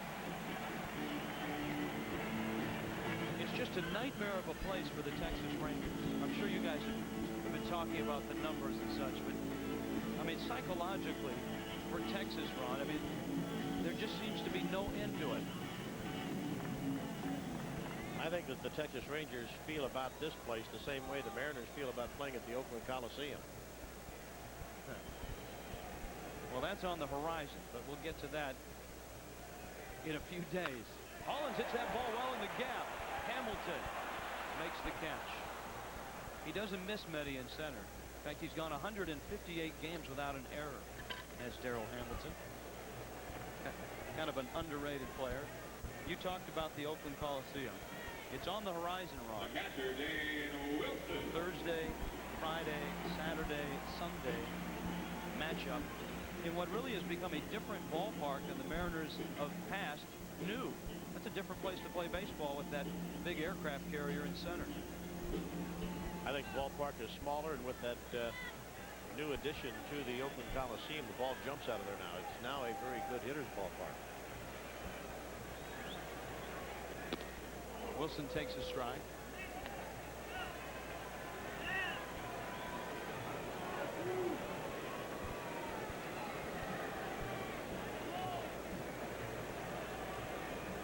This place is quieted down, which is in stark contrast to that fourth inning. And Seattle added 2. Wilson checks his swing, and I think he fouls it back. And it's 0-2.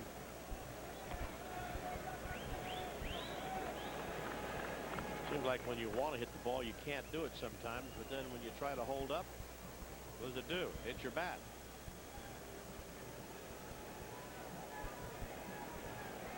Both Johnny Oates and Lou Piniella have been very quick to go to their bullpen. Whiteside, the 4th to work for the Rangers. 3rd out of the pen. Witten's at first with 2 outs, and it's 1-2.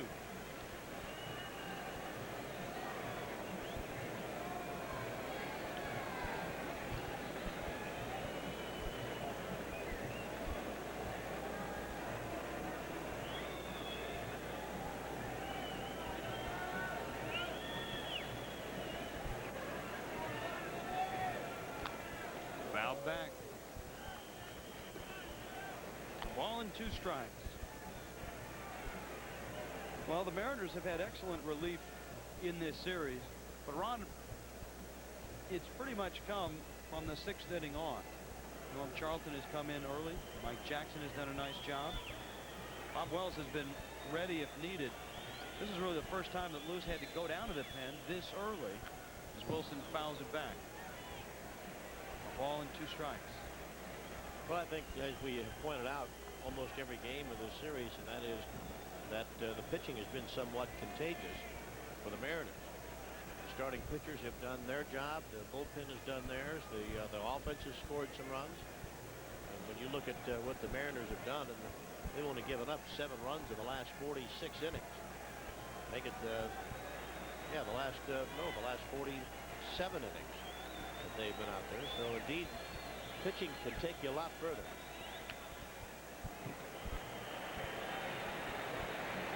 Wilson fouls that one off.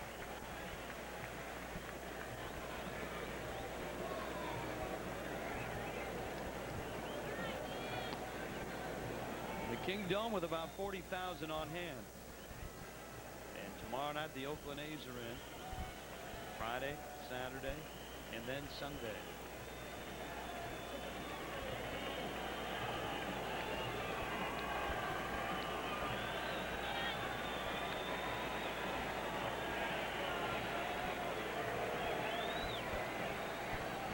Whiteside's pitch. Wilson into center field. Well hit. Hamilton to the wall. Did he get it? No! Gone! Home run! Wilson wasn't sure either.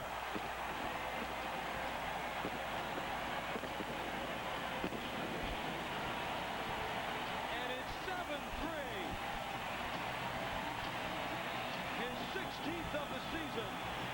And the nightmare continues for Johnny Oates.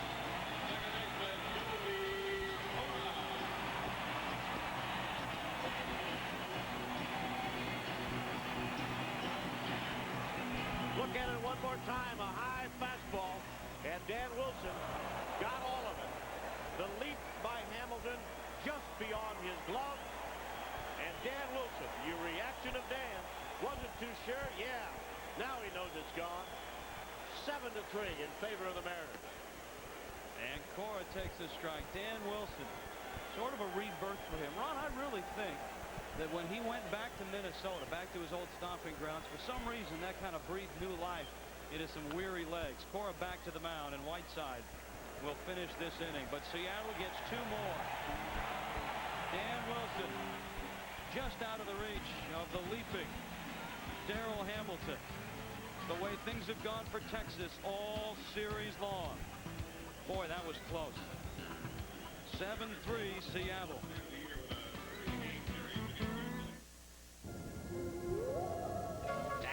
I can't fix this thing.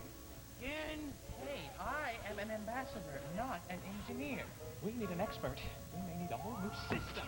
Where are we going to find an expert in this primitive galaxy? It's got picture-in-picture, universal remote, Baseball on Prime Sports is brought to you by today's manufactured homes, built for living, built for life. By cold-filtered Miller Genuine Draft. Stay cool. By the Money Store, where America goes for money. By the Good Guys. Let the experts help you. The Good Guys. Good is better. And by the AT&T Go Phone. It's the easiest way to go cellular. Rich Waltz and Ron Fairley back in the Kingdome. Will Clark leads it off. Juan Gonzalez and Mickey Tettleton facing Tim Davis. And Will Clark pulls it foul. The count is 1-1. Dan Wilson. Ron, that trip to Minnesota, for some reason, it just seemed like Dan had an extra spring in his legs once he got to the Metrodome. Well, I think one thing that helped was the fact that Lou Piniella gave him a couple of days off and gave him a chance to kind of shut things down just a bit.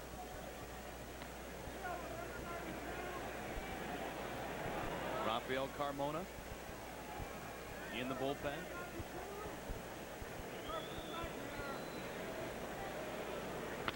Clark into left center. Witten and Jr. and it's Witten. And there's one out. Boy, the news good as well, Ron. If the Mariners were to win this baseball game, they're 2 back, certainly in the West. But the wild card race is one that is rather intriguing, because the Yankees won the first of their 2 games today with the Orioles. Yeah, and they're leading in the second game. They're leading 2-0 as they go to the second inning. So the Mariners with a chance to go, well, to move within a game and a half if the Yankees win the second game and the Mariners win this game. Boston won 8-3. The Red Sox are still on the periphery of the wild card, but still alive.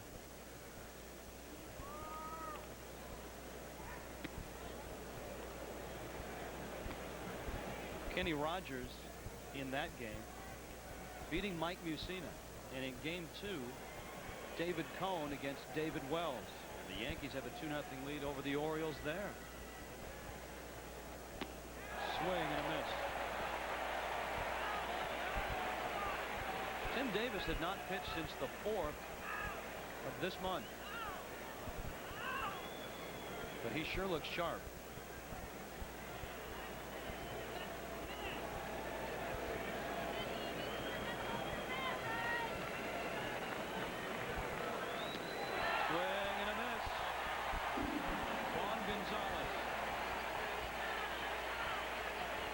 Apparently, Tim Davis had a conversation with Jamie Moyer, Terry Mulholland, and Sterling Hitchcock, because that changeup has baffled Gonzalez this entire series. And I think that we're going to see other teams, should the Texas Rangers get into the playoffs, you're going to see the other teams throw a lot of off-speed pitches to this ball club. They're an outstanding fastball hitting team like that of the Mariners. Changeup and the slow curveballs give this team a rough time. There's a nice little curveball dropped in there right around the knees for a strike to Tettleton. A 4-run lead right now, 7-3, Seattle on top with 2 outs in the 6th. Just missed.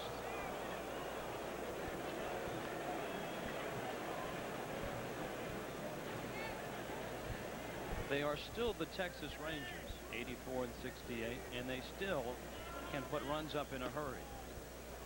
But what Mariner pitching is doing to this ball club is incredible. Shut out the first game, a couple of 5-2 wins, and that banner is sneaking ever closer to the Rangers. Tettleton hits that one a ton. If it's fair, it's gone. And that is gone. Mickey Tettleton.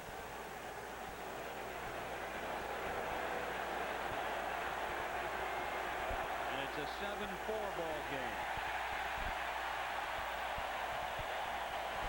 And for Tettleton, that is his 23rd home run of the year, his 80th run driven in, and once again, after 2 men were out, the opposing team seems to put something together and score against the Mariners. Came with 2 men out. You're going to keep this offense down so long. Oh boy, Palmer fouls it off right into the dugout. Just about every back was turned in that Ranger dugout. Everyone's okay. Here's Tettleton with that unique stance and swing. And when he hit it, he knew he had it. It's a question of whether the ball was going to be fair or not. The important part for the Mariners is the fact that it's a solo home run and that no one was on base. When you've got a 4-run lead, you can afford 1 or 2 of those.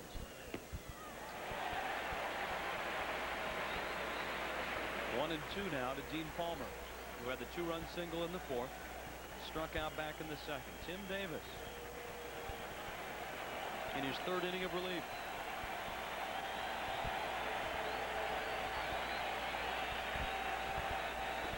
He got him. Timmy Davis gives up the solo shot to Mickey Tettleton, but strikes out Dean Palmer. And we head to the bottom of the 6th. The Mariner lead is a 3-run lead. It's 7-4.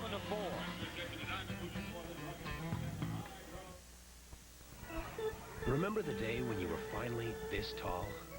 Suddenly you had the freedom to go places. Part of this crowd of close to 40,000 in the dome. 7-4 Seattle on top of Texas as we head to the bottom of the 6th inning.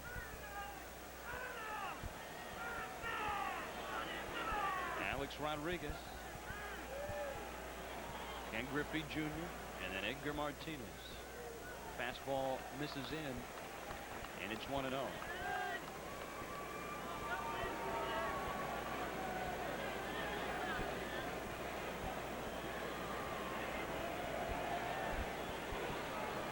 Matt Whiteside with a strike.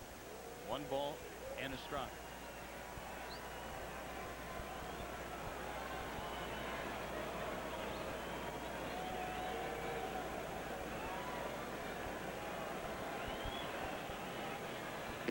Rodriguez takes it inside, and it's 2-1. Matt Whiteside has kind of settled down. He's lasted longer than anybody else out of the bullpen.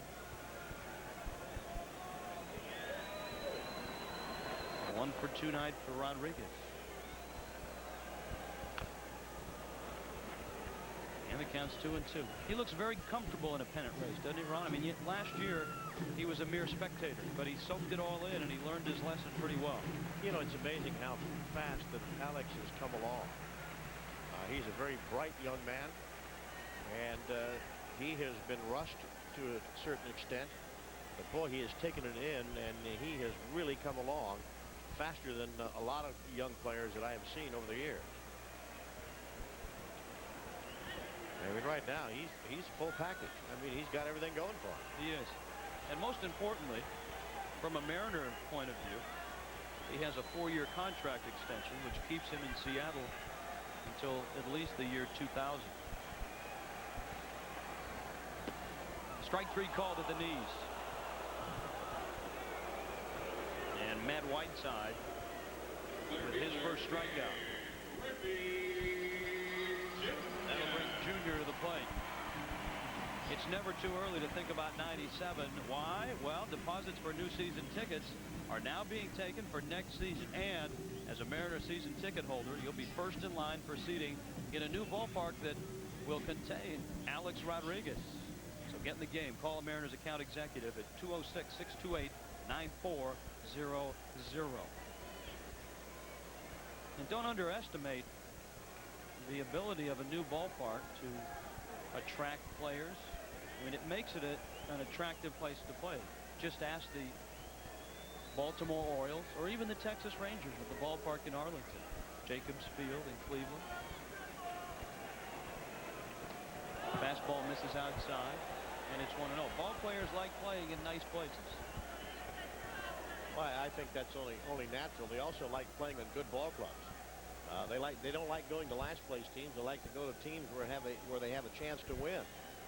Well, I think you're looking at Seattle. They're capable of doing both. New ballpark and capable of winning. Elster on to first. Jr. is out.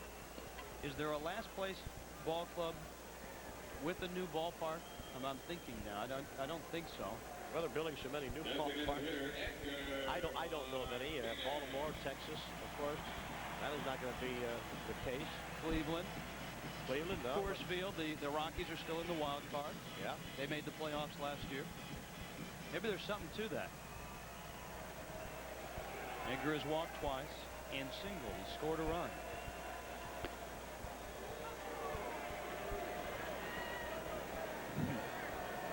For those of you that haven't seen the commercial, instead of a giant bat, which Edgar usually does at the hardware store, someone has fashioned a broom. That's well hit to right. Gonzalez will have room and makes the catch, and it's a 1-2-3 inning for Matt Whiteside. We played 6 innings. In the final game of this 4-game series, the Mariners have captured the first 3 and lead the 4th 7-4.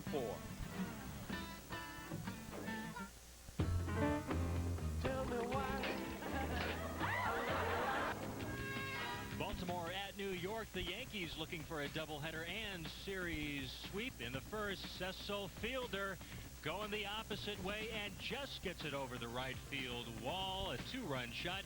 2-0 Yankees at that point. Same score now in the bottom of the second. Minnesota at Chicago, bottom of the first. The big hurt Frank Thomas with a man on facing Frank Rodriguez, and Thomas wins the Frank versus Frank showdown, barely getting it over the wall in center field. 2-1 White Sox, now 3-2 Chicago. Let's go back to Rich and Ron. Thanks, Tom. Those White Sox 3.5 games back in the wild card. Seattle 7, Texas 4 as we hit the top of the 7th. Tim Davis is still out there. Lee Stevens, Mark McLemore, the switch hitter, and then Kevin Elster here in the top of the 7th. There's a strike from Timmy. Bobby Ayala getting ready. 1 ball and 1 strike. Lee Stevens 0 for 2. He was the most valuable player of the American Association. That's the league that the Rangers AAA club plays in at Oklahoma City. Veteran left-handed hitter.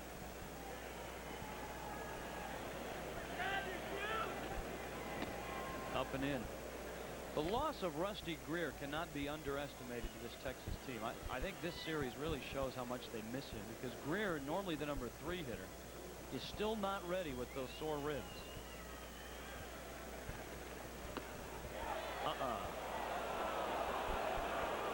Stevens held his swing. Very close to going around that time. Now you're down to that 3-2 count. Let's see what Davis is going to go with. The fastball or that little curveball? Fastball. Alex. 1 out. This is the final prime home telecast. The final prime telecast on the road, the Mariners and the Angels on Monday on Prime Sports from the big, soon-to-be smaller A. 7 o'clock. Hope you'll join us. And as Lou Piniella said, they just get bigger and bigger and bigger. A big 3-game series coming up with Oakland starting tomorrow night. 3 in California and 4 in Oakland. These 2 teams play the same 2 teams from here on out. Texas gets more of California. Seattle gets more of Oakland.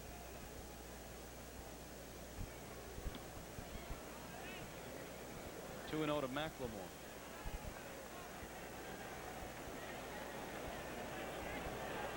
It's the time of the season, Ron, where you look and a lot of times you say, well, this team is playing the Angels or the A's, and they're out of contention, so they've got it easy. Sometimes those are the hardest teams to beat when they've got nothing to lose.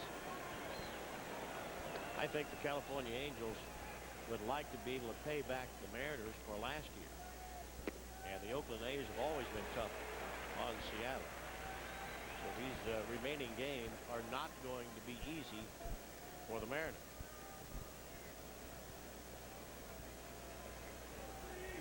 McLemore takes a stride.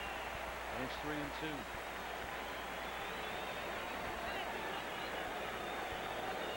Bobby Ayala warming up in the bullpen. Full count, 1 out. 7-4 Seattle in the 7th. Mariners looking for their 8th straight win. McLemore into right center. Jr. lopes after it. 2 down. Well, there's a couple good ones there. There's a chill in this fall air. The Texas Rangers are having trouble getting up. Someone is smitten with hard-hitting Mark Whitten.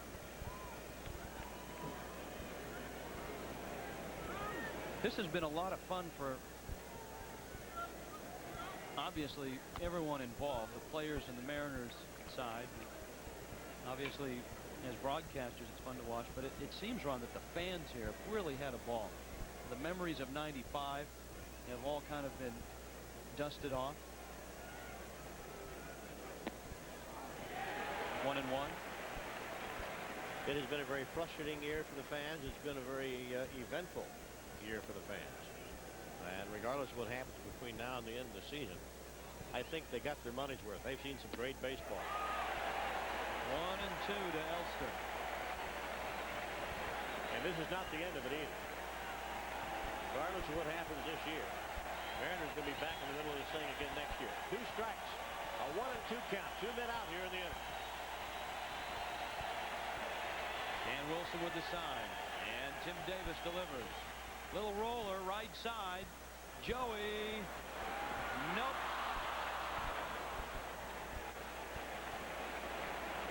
It'll go as a base hit. Infield single for Elster.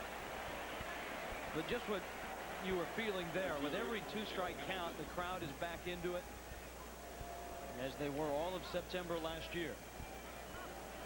Once again, look at the effort by Joey Cora as he tries to glove it, and then underhand to Serrano. Tossed that ball a little bit high.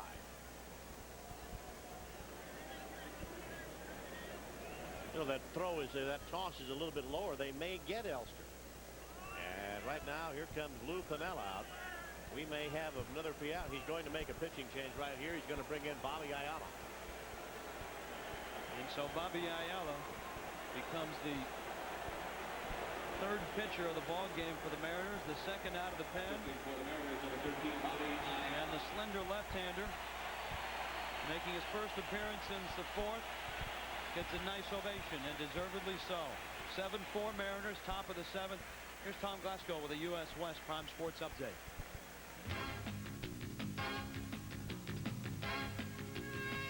Boston at Detroit. Let's start it off in the bottom of the first. Tony Clark whiffing against Tom Flash Gordon, but only 9 Ks for the Tigers today after Clemens' 20 strikeout performance last night.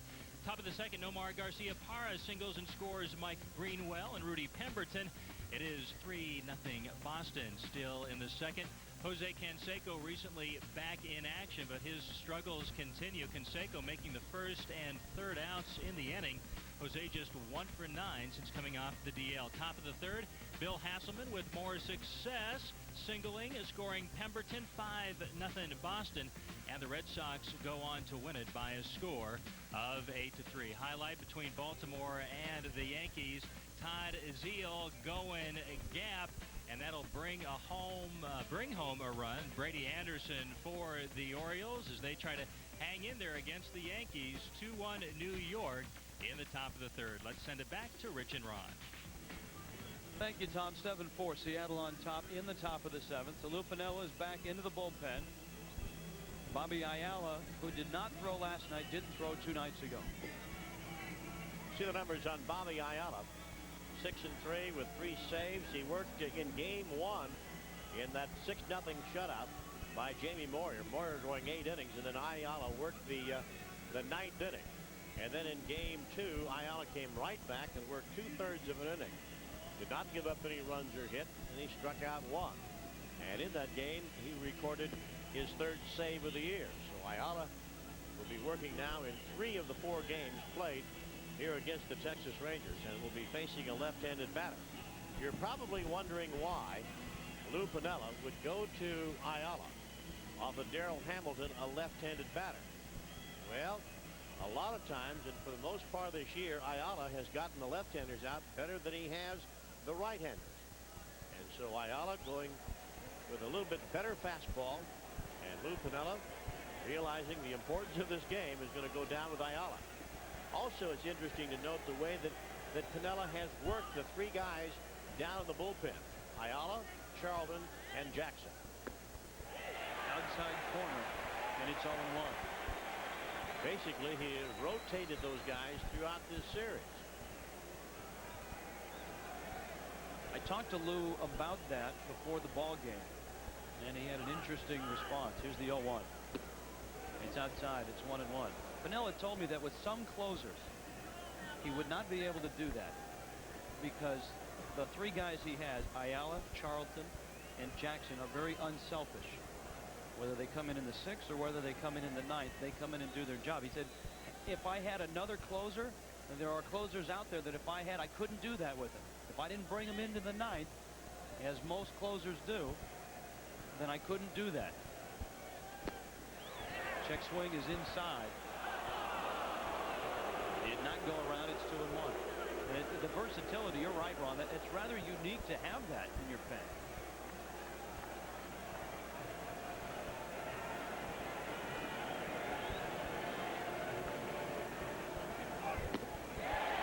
Good fastball. And it's 2-2. And this crowd on another 2-strike count will start to edge to the end of their seats. 2 outs and 2 strikes, and here they go. Fans getting into it. Fly ball center field. Junior came in, and now he's back and makes the catch, and Bobby Ayala gets it done. And the Mariners are headed to the bottom of the 7th. Everybody up.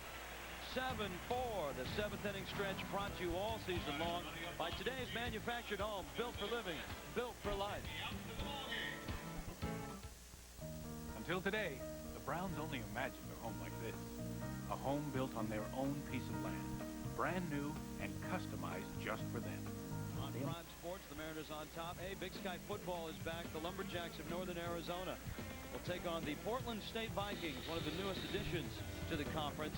Sunday at 2 o'clock, Northern Arizona and Portland State. The Big Sky right here on Prime Sports. Jay Buhner, Paul Sorrento, and Mark Whitten.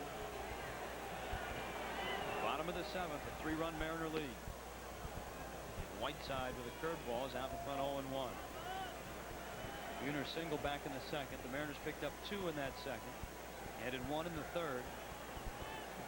2 more in the 4th, and 2 more in the 5th. 1-1 to count. And again, Ron, when Texas got their 3 runs in the 4th inning, the Mariners answered with 2 more. They've been able to do that all series long. Whenever the Rangers have scored, the Mariners have come back and put some numbers up on the scoreboard, and for the most part, more runs than that of the Texas Rangers. Mike Stanton, Danny Patterson. How come we haven't seen Stanton in this series? Well, I don't know. I don't think he's hurt. In fact, I asked, and they said he was fine. There's a roller towards 3rd. Palmer will throw it. Got him. Larry Young pumps him out. And there's 1 down. Remember when the Rangers got Mike Stanton, everyone kind of was buzzing about, oh boy, they got bullpen help, and we haven't seen him yet in this series. See the play by the third baseman, D.Hollins. The running throw. The off-balance throw just in time to get Jay by, oh boy, just a half a stride or so. And that is the first out of the inning, and that'll bring up Paul Serrano.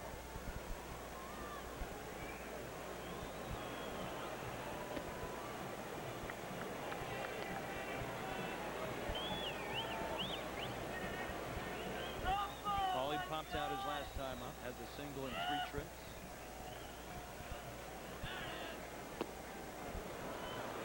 One and one the count. Serrano should see a lot of time because the A's will come at him with 3 right-handers. And so that platoon of Hunter and Serrano has had a decidedly right-handed flavor lately. Elster.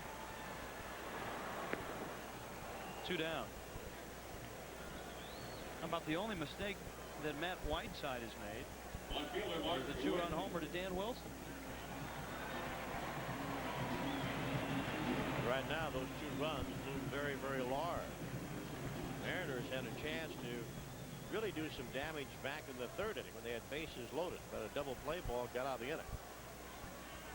Also had the chance to do a lot of damage in the 4th inning. Witten fights that pitch off. Mariners with a couple of more runs in the 4th inning. And the big hit was the base hit by K.Griffey Jr. That's after the Rangers tied the game at 3. And then Jr. with a really good at bat, a clutch base hit that drove in a pair of runs. He is going to get a lot of votes for the MVP. A lot of votes. 3 RBIs today, 133 on the season, and Witten takes outside. The big play in that inning, Ron, that play at first base. D.Hollins legging out the infield single that Clark apparently pulled his foot on. Larry Young had to explain himself for a while to Johnny Oates, but that opened the door. The Mariners rushed in with 2 outs. 2-1 now to Mark Witten.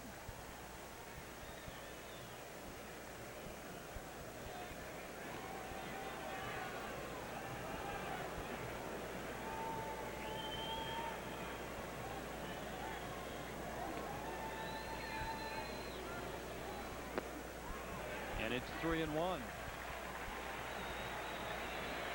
This is where you have to be very careful with these big, strong guys now.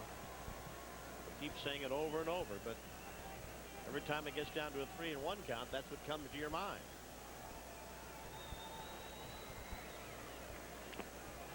Fouled off the catcher. Boy, A.Rodriguez has had a rough day. And it started from the second pitch he saw, the one that hit him. They had to revive him. Next time behind the plate, he had his mask knocked off. He's a durable guy.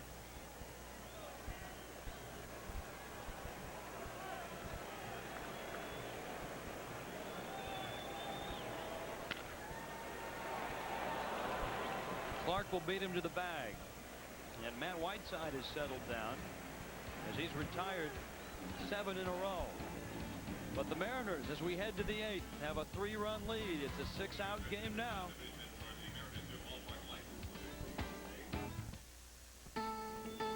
Remember that first bike? It set you free. You could go places, see people. Whole neighborhoods opened up. But it was always more fun when a friend came along. That's why Southwest Airlines brought back Friends Fly Free. Just buy a ticket. They lead the Texas Rangers. I know it's a long ways away, but hey, spring training 97. It's the perfect time to make your plans to join the Mariners in Arizona. Spring training tours, several packages for every fan. Hotel accommodations, car rental, airfare, tickets, and suntan included. Mariner spring training. In addition, you have a chance to attend an exclusive Chalk Talk with skipper Lou Piniella. The best spring training facility in the majors, that's what they call it. Spring training tours, call them at 1-800-8-WARM-UP.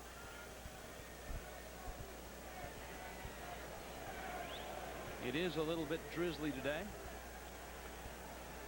And for the Texas Rangers, it's been a downpour most of this series. A.Rodriguez Takes a strike from Bobby Ayala. And it's 0-1. This is a big, big inning right here for the Mariners because you have Rodriguez, Clark, and Gonzalez due to bat here in this inning.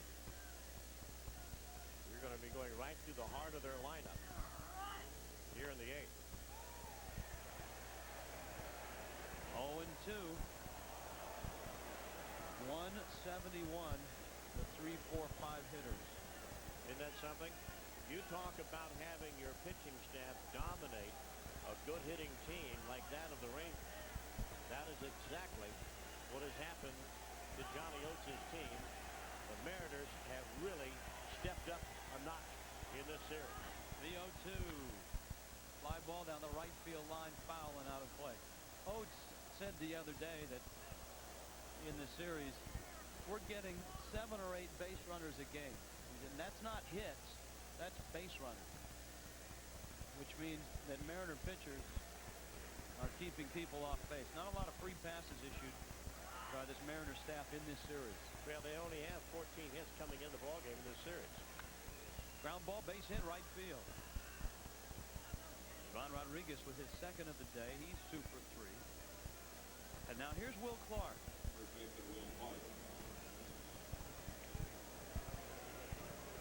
If there's anyone on this Ranger team that could lead them as far as postseason experience, it's Clark. Ron, you saw him play in San Francisco. He went to 2 NLCSs with the Giants, went to a World Series with them. In those playoffs and in the World Series, obviously Clark was the #1 guy for the San Francisco Giants, and he was posting very large numbers with home runs and runs batted in. He is still a very dangerous hitter, but he has not posted the kind of numbers that he did when he was in San Francisco. You're right. Just 13 home runs this year. He's had 3 trips to the DL. One of those courtesy of a Norm Charlton fastball. 1-1. Keep in mind right now, the Mariners have a 3-run lead. It is 7-4 in favor of Seattle.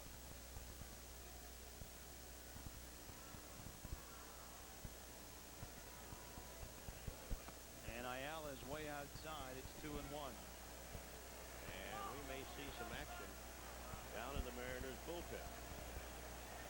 Ayala finished on Monday. He finished on Tuesday. But I suspect Lou Piniella does not have designs on him finishing here. And the bullpen is in action. Ayala on right now. Mike Jackson gets up. Clark pulls it foul. Along with Jackson, you're going to have Greg McCarthy, the young left-hander that was called up this year not long ago from Tacoma. Remember, Norm Charlton has worked 2 days in a row, and he went an inning and 2/3 yesterday. I would suspect he's available, but maybe not for long. Clark alive at 2-2. Game 2 of that doubleheader. The Yankees in the 3rd on a 2-run homer by Cecil Fielder have a 2-1 lead. New York won the first.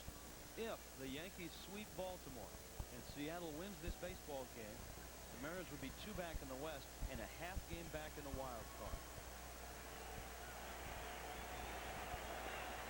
2-2 to Clark. Rodriguez at first, nobody out.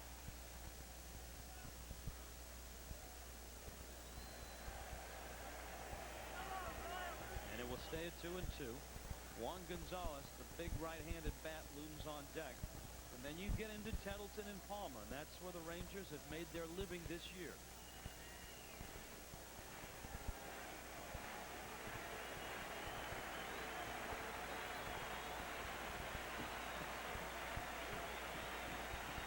Ayala with his 2-2. Foul back.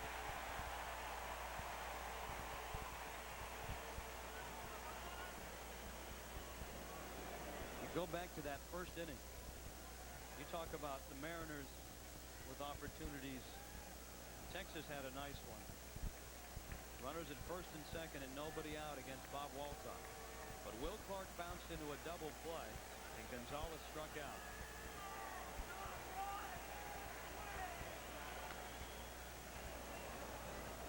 stays at 2-2. 4 pitches in a row now thrown by Ayala. And Clark battling up there at the plate, fouling every one of them off. This is where a guy like a Will Clark can really grind on the pitcher. He is a tough out up there at the plate.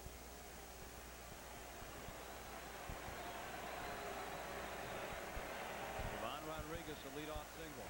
The 2-2 again. Hit hard and by Sereno. And down the right field line it goes. Rodriguez headed towards third. Buhner in the corner. They're going to send Ivan Rodriguez, and he will score. And it's a 7-5 ball game. And Will Clark, after fighting off fastball upon fastball, has an RBI double. 7-5. Seattle up by 2. We said this guy is a tough out, hitting this ball hard down the first base line. Sereno dove for it, and the ball went over the top of his glove. He got to the ball, but the ball went over the glove.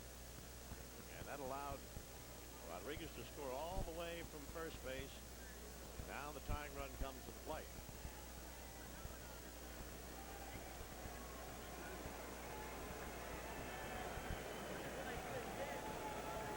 Lou thinking things over down there in the dugout. I bring in Jackson. Leave Ayala in the game. Gonzalez is 0 for 3, but remember his numbers this year are enormous. And it's 1-0. Well, Ayala has had success with Gonzalez. He is 1 for 9.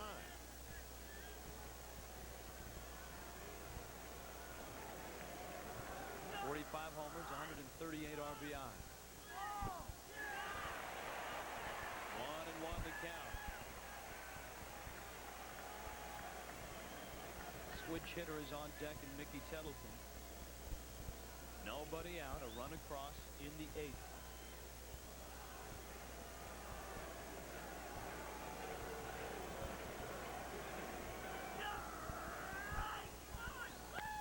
Ground ball. Sereno will make the play. Clark will move up 90 feet. And there's 1 out.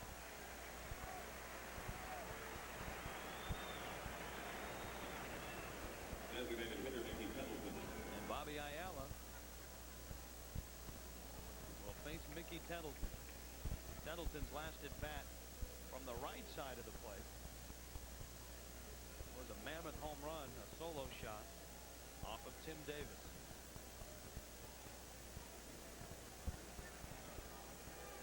You kind of get the same Mickey Tettleton from either side of the plate, don't you? But it's the same left-handed as you does right-handed. If that's what you mean, you're right.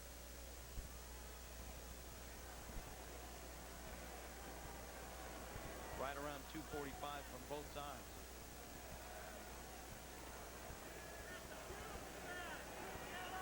He's had a long and productive career. Big swing and a miss. Nice pitch.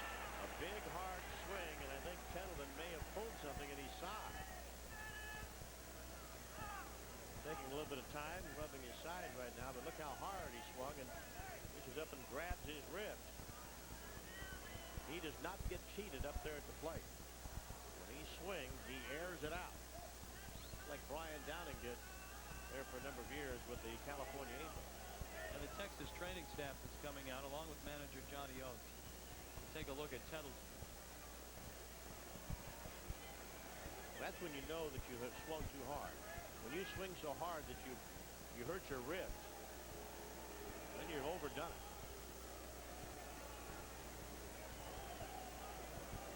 I once saw Jose Canseco swing so hard that he broke his bat on his back. Look at the angle again. You can see how vicious a cut he had up there at the plate. Tettleton will remain. So what pitch do you throw a guy with a sore rib? He's looking fastball. He always does. You got a forkball and it's low. It's 2-1. Will Clark is at third base. It's a 2-run Mariner lead in the 8th.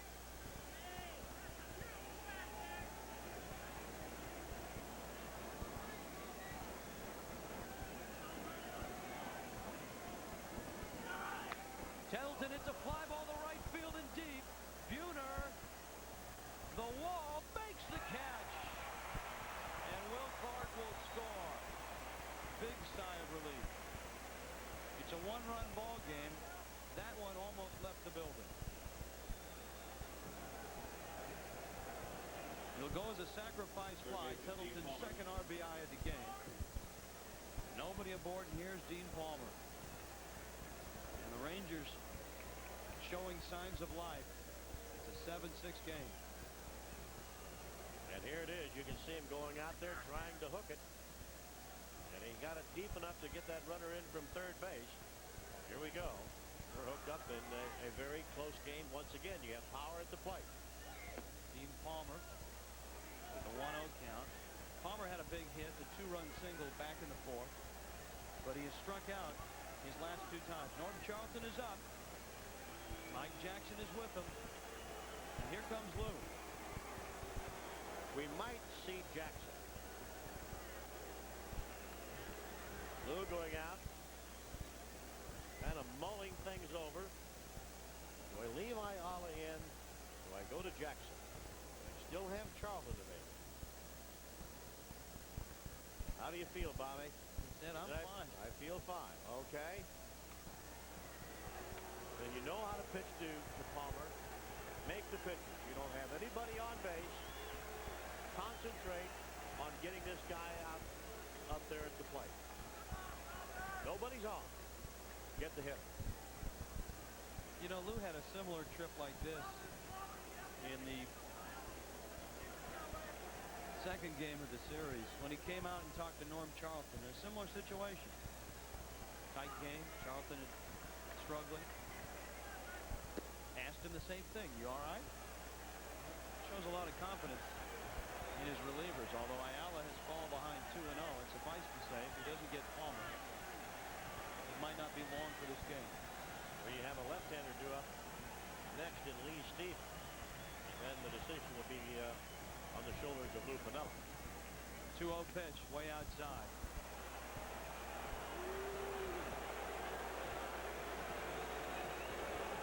Now, if you're Johnny Oates, do you let Palmer hit 3-0?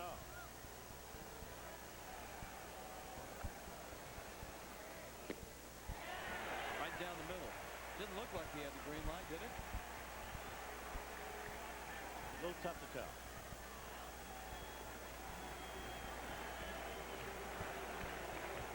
Two outs, nobody aboard. 2 runs across. 7-6 Seattle. And Dean Palmer is aboard.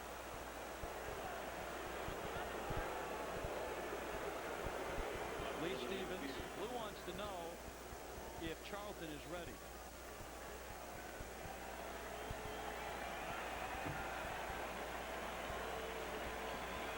He'll take his time in case Norm isn't.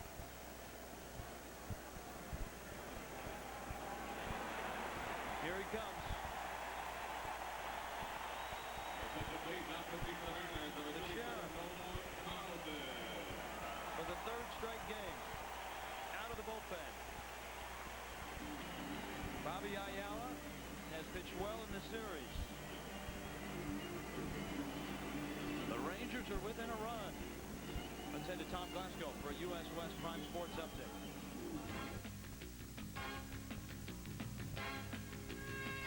Baltimore at New York, game 2 of the doubleheader. David Wells facing his Cecil Fielder in the bottom of the 3rd. A man on, and Big Cecil with the big blast way over the left field wall. His 2nd home run of the game, 37th this season. And New York looking for a series and doubleheader sweep with a 4-1 lead in the bottom of the 4th. Game 1, the Yankees take it by a score of 9-3. Montreal at Atlanta will pick up action in the bottom of the 5th. Marquise Grissom at the plate. He has men on base. Grissom delivers. Mark Lemke will score easily to throw home, and watch Steve Avery get hung up between home and 3rd. Will he get back in time? Yeah, just barely. Avery is safe. And the Braves so far clinging to a 1-run lead in the top of the 6th. We'll send it back now to Rich and Ron. Texas with 2 here in the 8th inning. 7-6 your score. Lou Frazier will run for Dean Palmer. So Frazier is in first. He's the tying run with 2 outs. Ron, how much gas is left in Norm's tank? I don't know. You're gonna have to go out and talk to Norm about that. It's 3 days in a row, and right now, Charlton on the mound has got a little bit more of a problem. You're going to have Ortiz bat in place of Stevens. You have Luis Ortiz. Charlton does not know this guy very well, and you also have a pinch runner at first base. You have Lou Frazier, and he does have speed. 4 stolen bases this year, but he, in the past, has been a kind of guy that's going to steal 20 or 30 bases for you. So speed at first base, and a right-handed batter up there at the plate for Charlton. Ortiz spent the entire season at AAA Oklahoma City. And Frazier almost got himself picked off.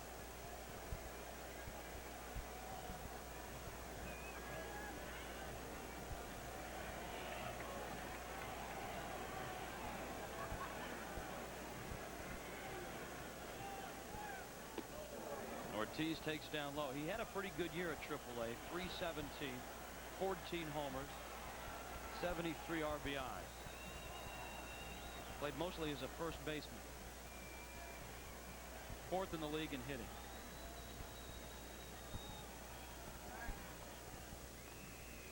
But he didn't face any Norm Charltons in the American Association. Charlton giving the base runner just a little bit of a different look over there. Snap throw, and then comes back with a very deliberate move. Here's the 1-0. And it's 2-0. Now remember, Mike Jackson is in the bullpen and he's ready to go. So if Norm doesn't have it, I would expect Lou's going to have a pretty quick trigger finger.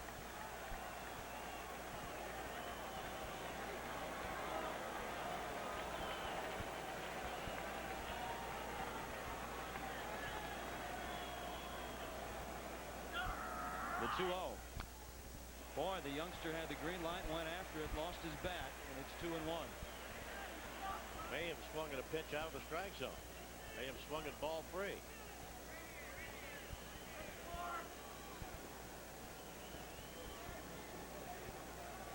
Look at it again.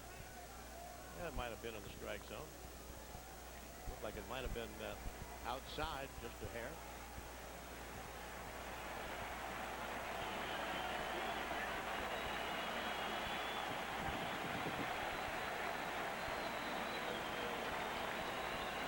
Over to first. Frazier is back. 2 runs across here in the 8th. Bobby Ayala started the inning. Single by A.Rodriguez. RBI double by Will Clark, who moved up on a Juan Gonzalez ground out and scored on Mickey Templeton's sacrifice fly. Runner at first is Lou Frazier. He's pinch running for Dean Palmer, who walked. The last man that Ayala faced. Lou Piniella with Lee Elliott. The wheels turning on both sides. Swing and a foul tip, and it's 2-2.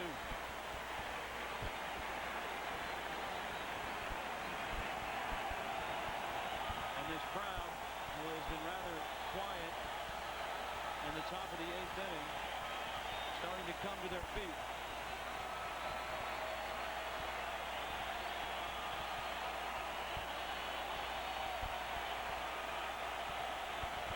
Almost 40,000 would love to see a sweep.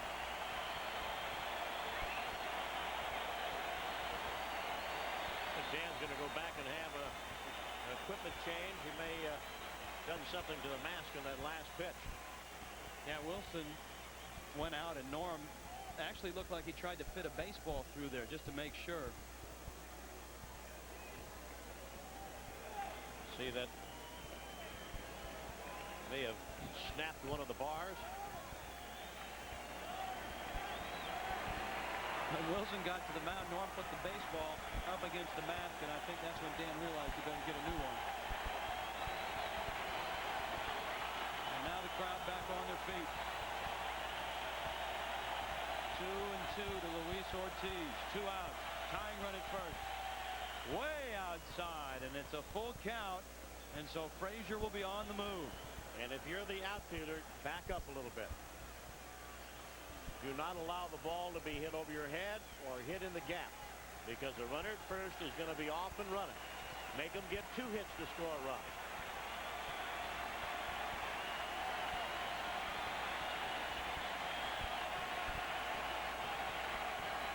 Frazier goes. Fly ball, foul. And out of play. And we'll do it again. Texas has dropped 7 of their last 8 ball games. 6 days ago, it was a 9-game lead. And Johnny Oates right now is staring if the Mariners win at a 2-game lead. Charlton in for the 3rd straight game. Full count, 2 outs, tying run at first in the 8th. He got him. He struck him out. And the Sheriff rides in and keeps it in a 1-run ball game. Norm Charlton to the rescue again. But the Rangers got 2 on 2 hits. To the bottom of the 8th we go. Seattle, a 1-run lead. Former Mariner Luis Sojo at the plate for the Yanks against David Wells. And Luis finding the right field corner. 2 runners will come around to score. And the guys in pinstripes are cruising in game 2 of that very critical doubleheader. New York up 6-1. Let's go back to Rich and Ron. Welcome back. 7-6 ball game, headed to the bottom of the 8th inning. And it is a 1-run ball game because the Sheriff delivered it. Nice pitch. A dandy of a curveball to retire Ortiz. So the Mariners will at least take a 1-run lead into the 9th inning. Rene Gonzalez now at third base. Frazier stays in the game. He is in left field. There's a look at Lou. Came in as a pinch runner. All right, now David Hollins. To be followed by Dan Wilson and then Joey Cora. Infield single. He has driven in a run tonight. He has driven in 5 runs in this series. A pair of clutch 2-run singles and a bases loaded walk here. 1-1 the count. They said coming into this series that the Mariners really had to play good baseball if they're going to do anything against Texas. They have done that and more.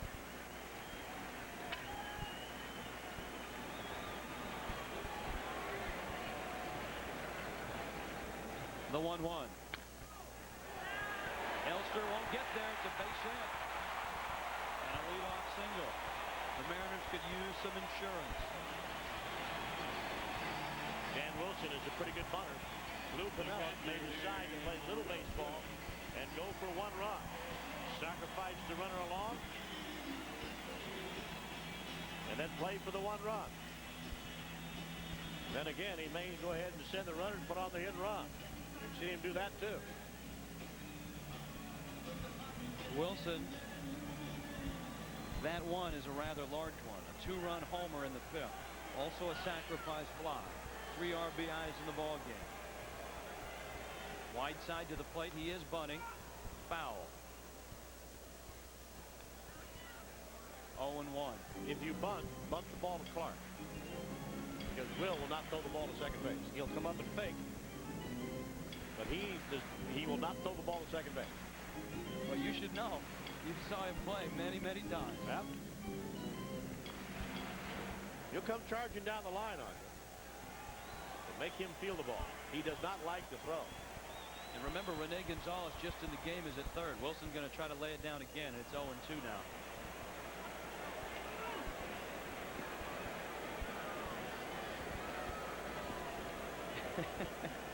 And you can see Lou take everything off. He went across the chest.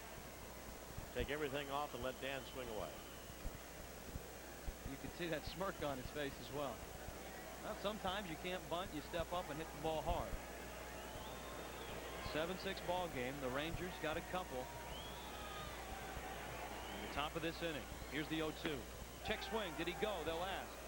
No, says Larry Young. You be the judge. See, I don't think that's a swing. There are times when we have seen some umpires that have called a strike on that, but I don't think that's a swing.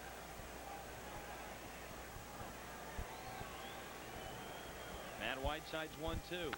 Danny with a base hit into center field. Here comes Hollins around third. They'll send him to third. The throw from Hamilton. He's safe at third.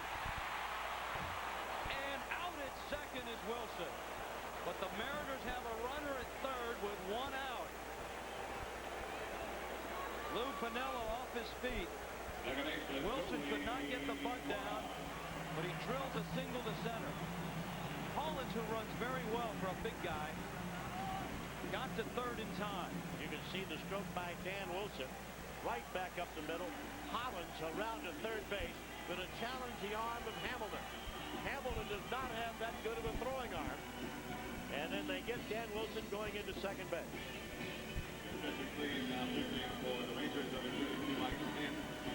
And Johnny Oates is coming out. He will go to his bullpen.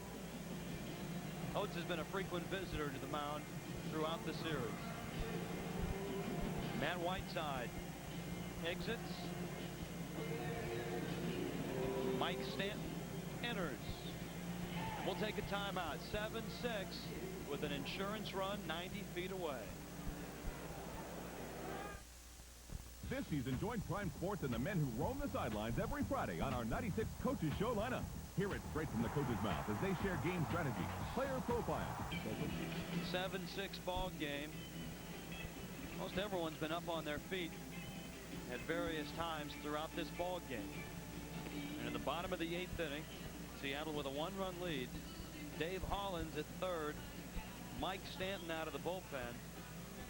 And the Mariners will counter with Rich Amaral. First, here's Mike Stanton. The numbers on the left-hander making his 78th appearance of the year, 4-3 mark. He has been around. He came up in the Atlanta Braves organization and then was acquired by the Red Sox and now the property of the Texas Rangers. When he first came up, had an outstanding fastball. He could rush it up to the plate in a hurry, but he has had some arm problems. But that was a few years ago. And right now we're going to have a pinch hitter. Rich Amaral is going to be batting for Joey Cora.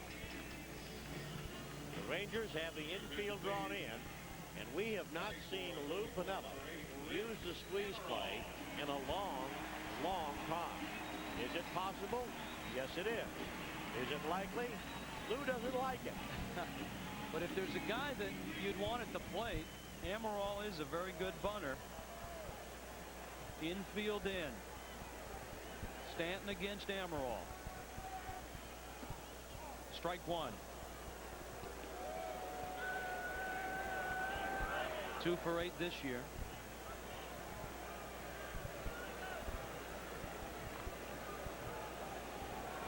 That was a long look at John McLaren at third. Hollins with good speed at third.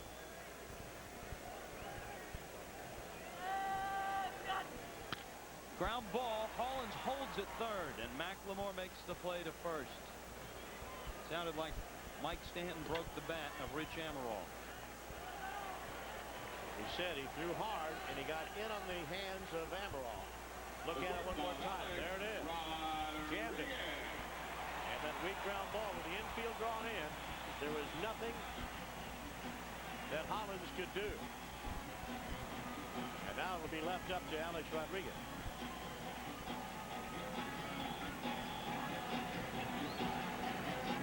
One for 3 in the ball game. The single back in the third. His last at bat, he was called out on strike. His numbers outstanding. He's had a tremendous year. Down low. And it's 1-0.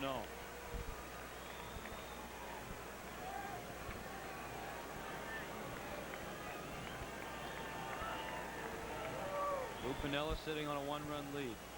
Would like to see it increased. 1-1 the count.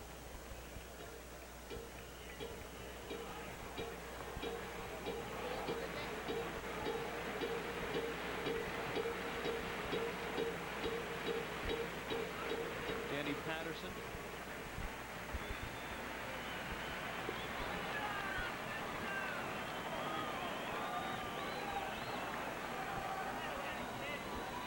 Hollins is the runner at third. Johnny Oates has watched his club crawl back into this one. 7-6 Seattle. 2 outs at the bottom of the 8th. And now 1-2 to Alex.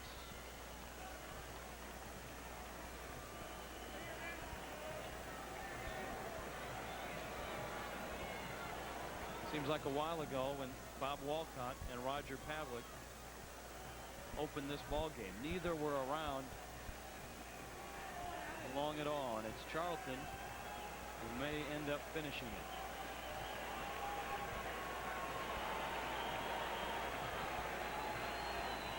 One-two pitch. Right center. Gonzalez did not get a good jump. McLemore makes the catch. Whew. Mark McLemore with the catch.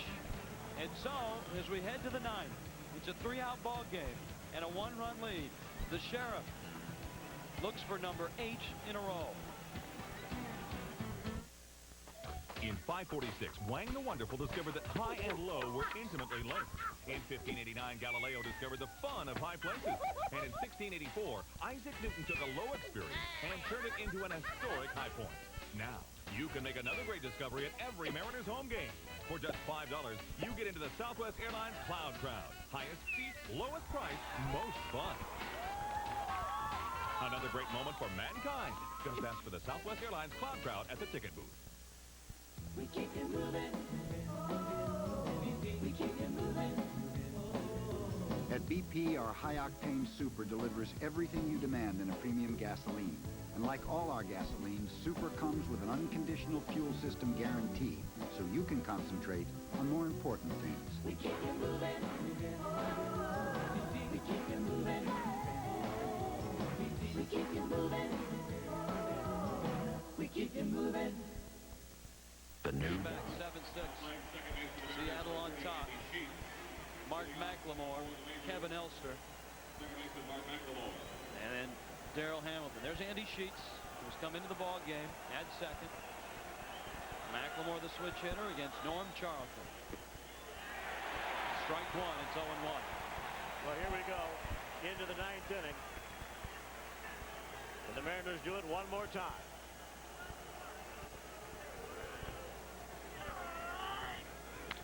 Line drive. Alex makes the catch.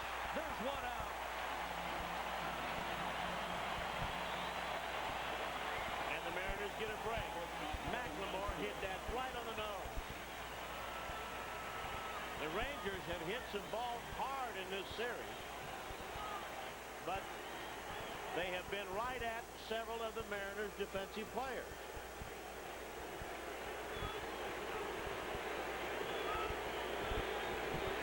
Elster now with 1 out. Strike 1. The brooms are out. The crowd, which has been in this ball game from the very first pitch, starting to rise. Ball low. You know, I think I'm going to start calling the fans here in Seattle the 26th man, because they have certainly helped the Mariners out here in recent games. That really does encourage the players. 1-2 now to Elster. And here they come to their feet. For the 3rd straight ball game, Norm Charlton is trying to shut the door. He's 2 outs away. The 1-2 to Elster. Got him! 1 out to go. Second strikeout for Charlton. And Darrell Hamilton will come to the plate. The Texas Rangers came to town 4 days ago with a 6-game lead.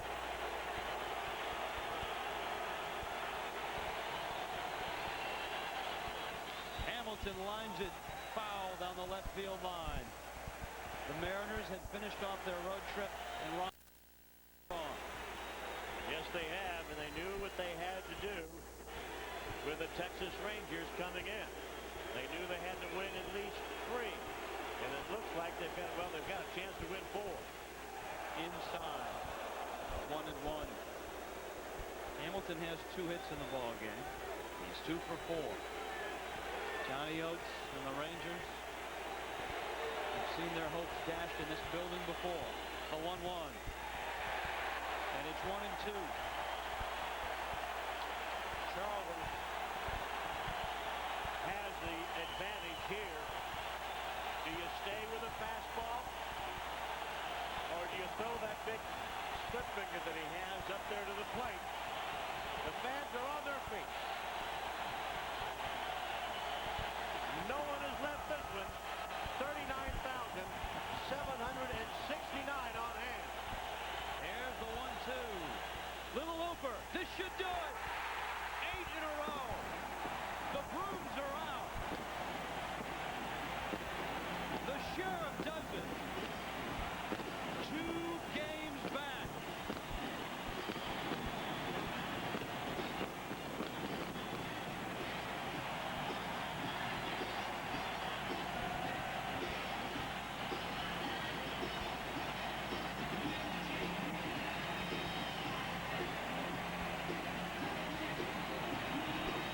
Reminiscent of the '95 sweep, when the Mariners needed to sweep Texas, they did. They went on to sweep Oakland. They did. They went on to the 3rd greatest comeback in baseball history. Well, this one is down to 2 games. For the 3rd straight game, North Charlton has done it.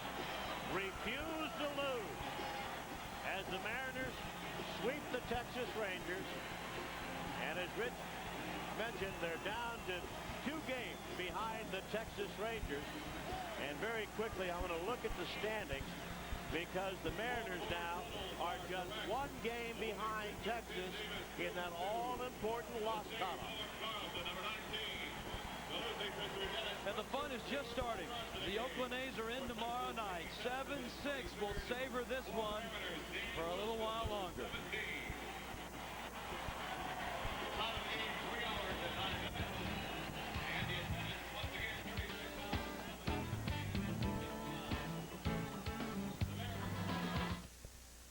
I'm a guy born to go. The kid people said would go to town. I know what I like.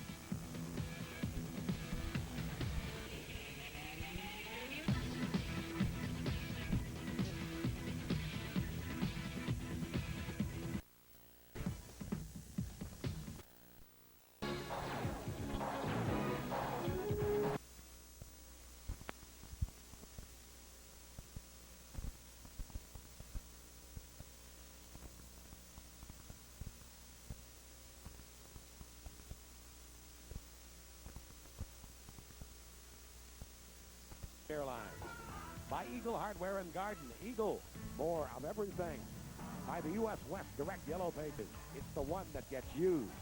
And by Cole Filtered Miller Genuine Draft. Stay cool. Final score, 8 in a row for the Mariners. They beat the Rangers 7-6. 6 times the Mariners have swept the series this year. None bigger than this, a 4-game sweep of the Rangers. The Brooms littering the field right now. Dan Wilson is down below. Danny, congratulations on a huge win. It just keeps getting better and better, doesn't it? Yeah, it really does. You know, this is obviously a big series coming in, and we knew that, and we took the first game, and things just started to roll from there, and we were able to hold on for the sweep, and it feels really good. Dan, this is Ron Fairley. Bobby Walcott pitched a pretty good game for you this afternoon, didn't he? Yeah, he really did. You know, he got into a little trouble early, but was able to get some key ground balls, double plays, and held us in there for a while, and our offense was able to take over at that point. You know, you look at this ball club, the refuse to lose attitude. You guys keep grinding back in this series. Every single time the Texas Rangers scored, you guys came back and put some numbers up on the scoreboard. Yeah, that's really key. Every time the other team seems to get up, then we get back up on top of them, and that was happening to us earlier in the year. We were scoring, and then we were giving up some runs, and that's tough as a team. to do that. But we've turned the tables on Texas here, and it feels good. And now that we got this series out of the way, we really got to concentrate on Oakland coming in tomorrow. Danny, they say sometimes a ball club mirrors the attitude of its manager, and Lou Piniella has just been loose and calm through this whole thing, and you guys in the clubhouse have kind of been the same way, haven't you? Well, I think, you know, most of these guys have realized that we really have nothing to lose at this point. We have everything to gain, and especially coming into this series, and they had the 6-game lead. They had the chance to lose that, and they did, and we just came in here, just played the type of baseball we've been playing the last couple games before that, and things have taken over. You know, you get into their home fans and the crowd just going crazy, and it feels like playoff baseball again, and things started to go well for us. Dan, tell us about that home run you hit in the 5th inning, because you were behind the count 1-2. You fouled off about 3 pitches, and then all of a sudden, boom, you got a pitch out of the plate, and you nailed it pretty good. Yeah, I was just trying to, you know, stay alive out there with some of those sliders. He was throwing some good ones, and you know, finally I got a fastball that was up in the zone a little bit, and I thought I hit it pretty good. I didn't think it was going to make it, and then I thought Darryl had caught it out there, but it was kind of hold your breath time until we saw he didn't catch it. Well, it just gets better and bigger from here. The Oakland A's are in town, and I know you need some rest. So, Danny, congratulations. Thanks for stopping by. All right, thanks a lot, guys. All right, Dan Wilson, who in this ball game, he and the Mariners, he is our Magnolia moment, courtesy of Magnolia Hi-Fi, the nation's most award-winning consumer electronics dealer. Darryl Hamilton almost had a Magnolia moment of his own, but he couldn't come up with it.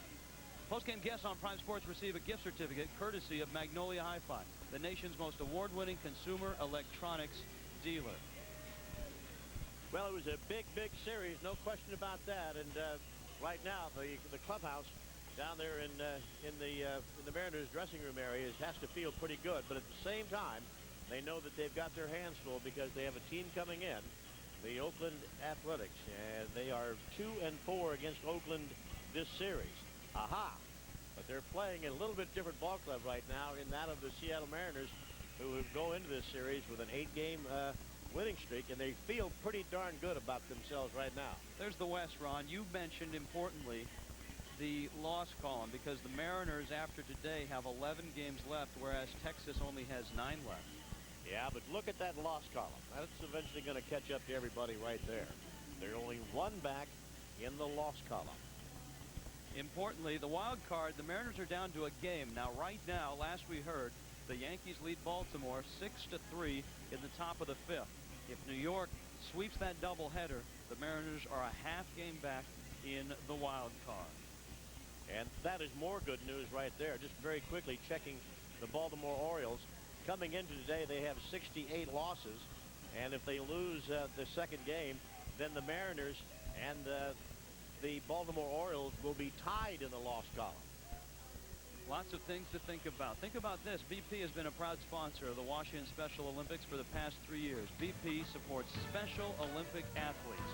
Training for junior snaps to tie. Well, the Rangers come back and tie the ball game, and then the bottom half of the inning, that base hit, the second hit of the game for Junior, has 3 RBIs in the game. Now 133 on the season. Big clutch hit by Junior.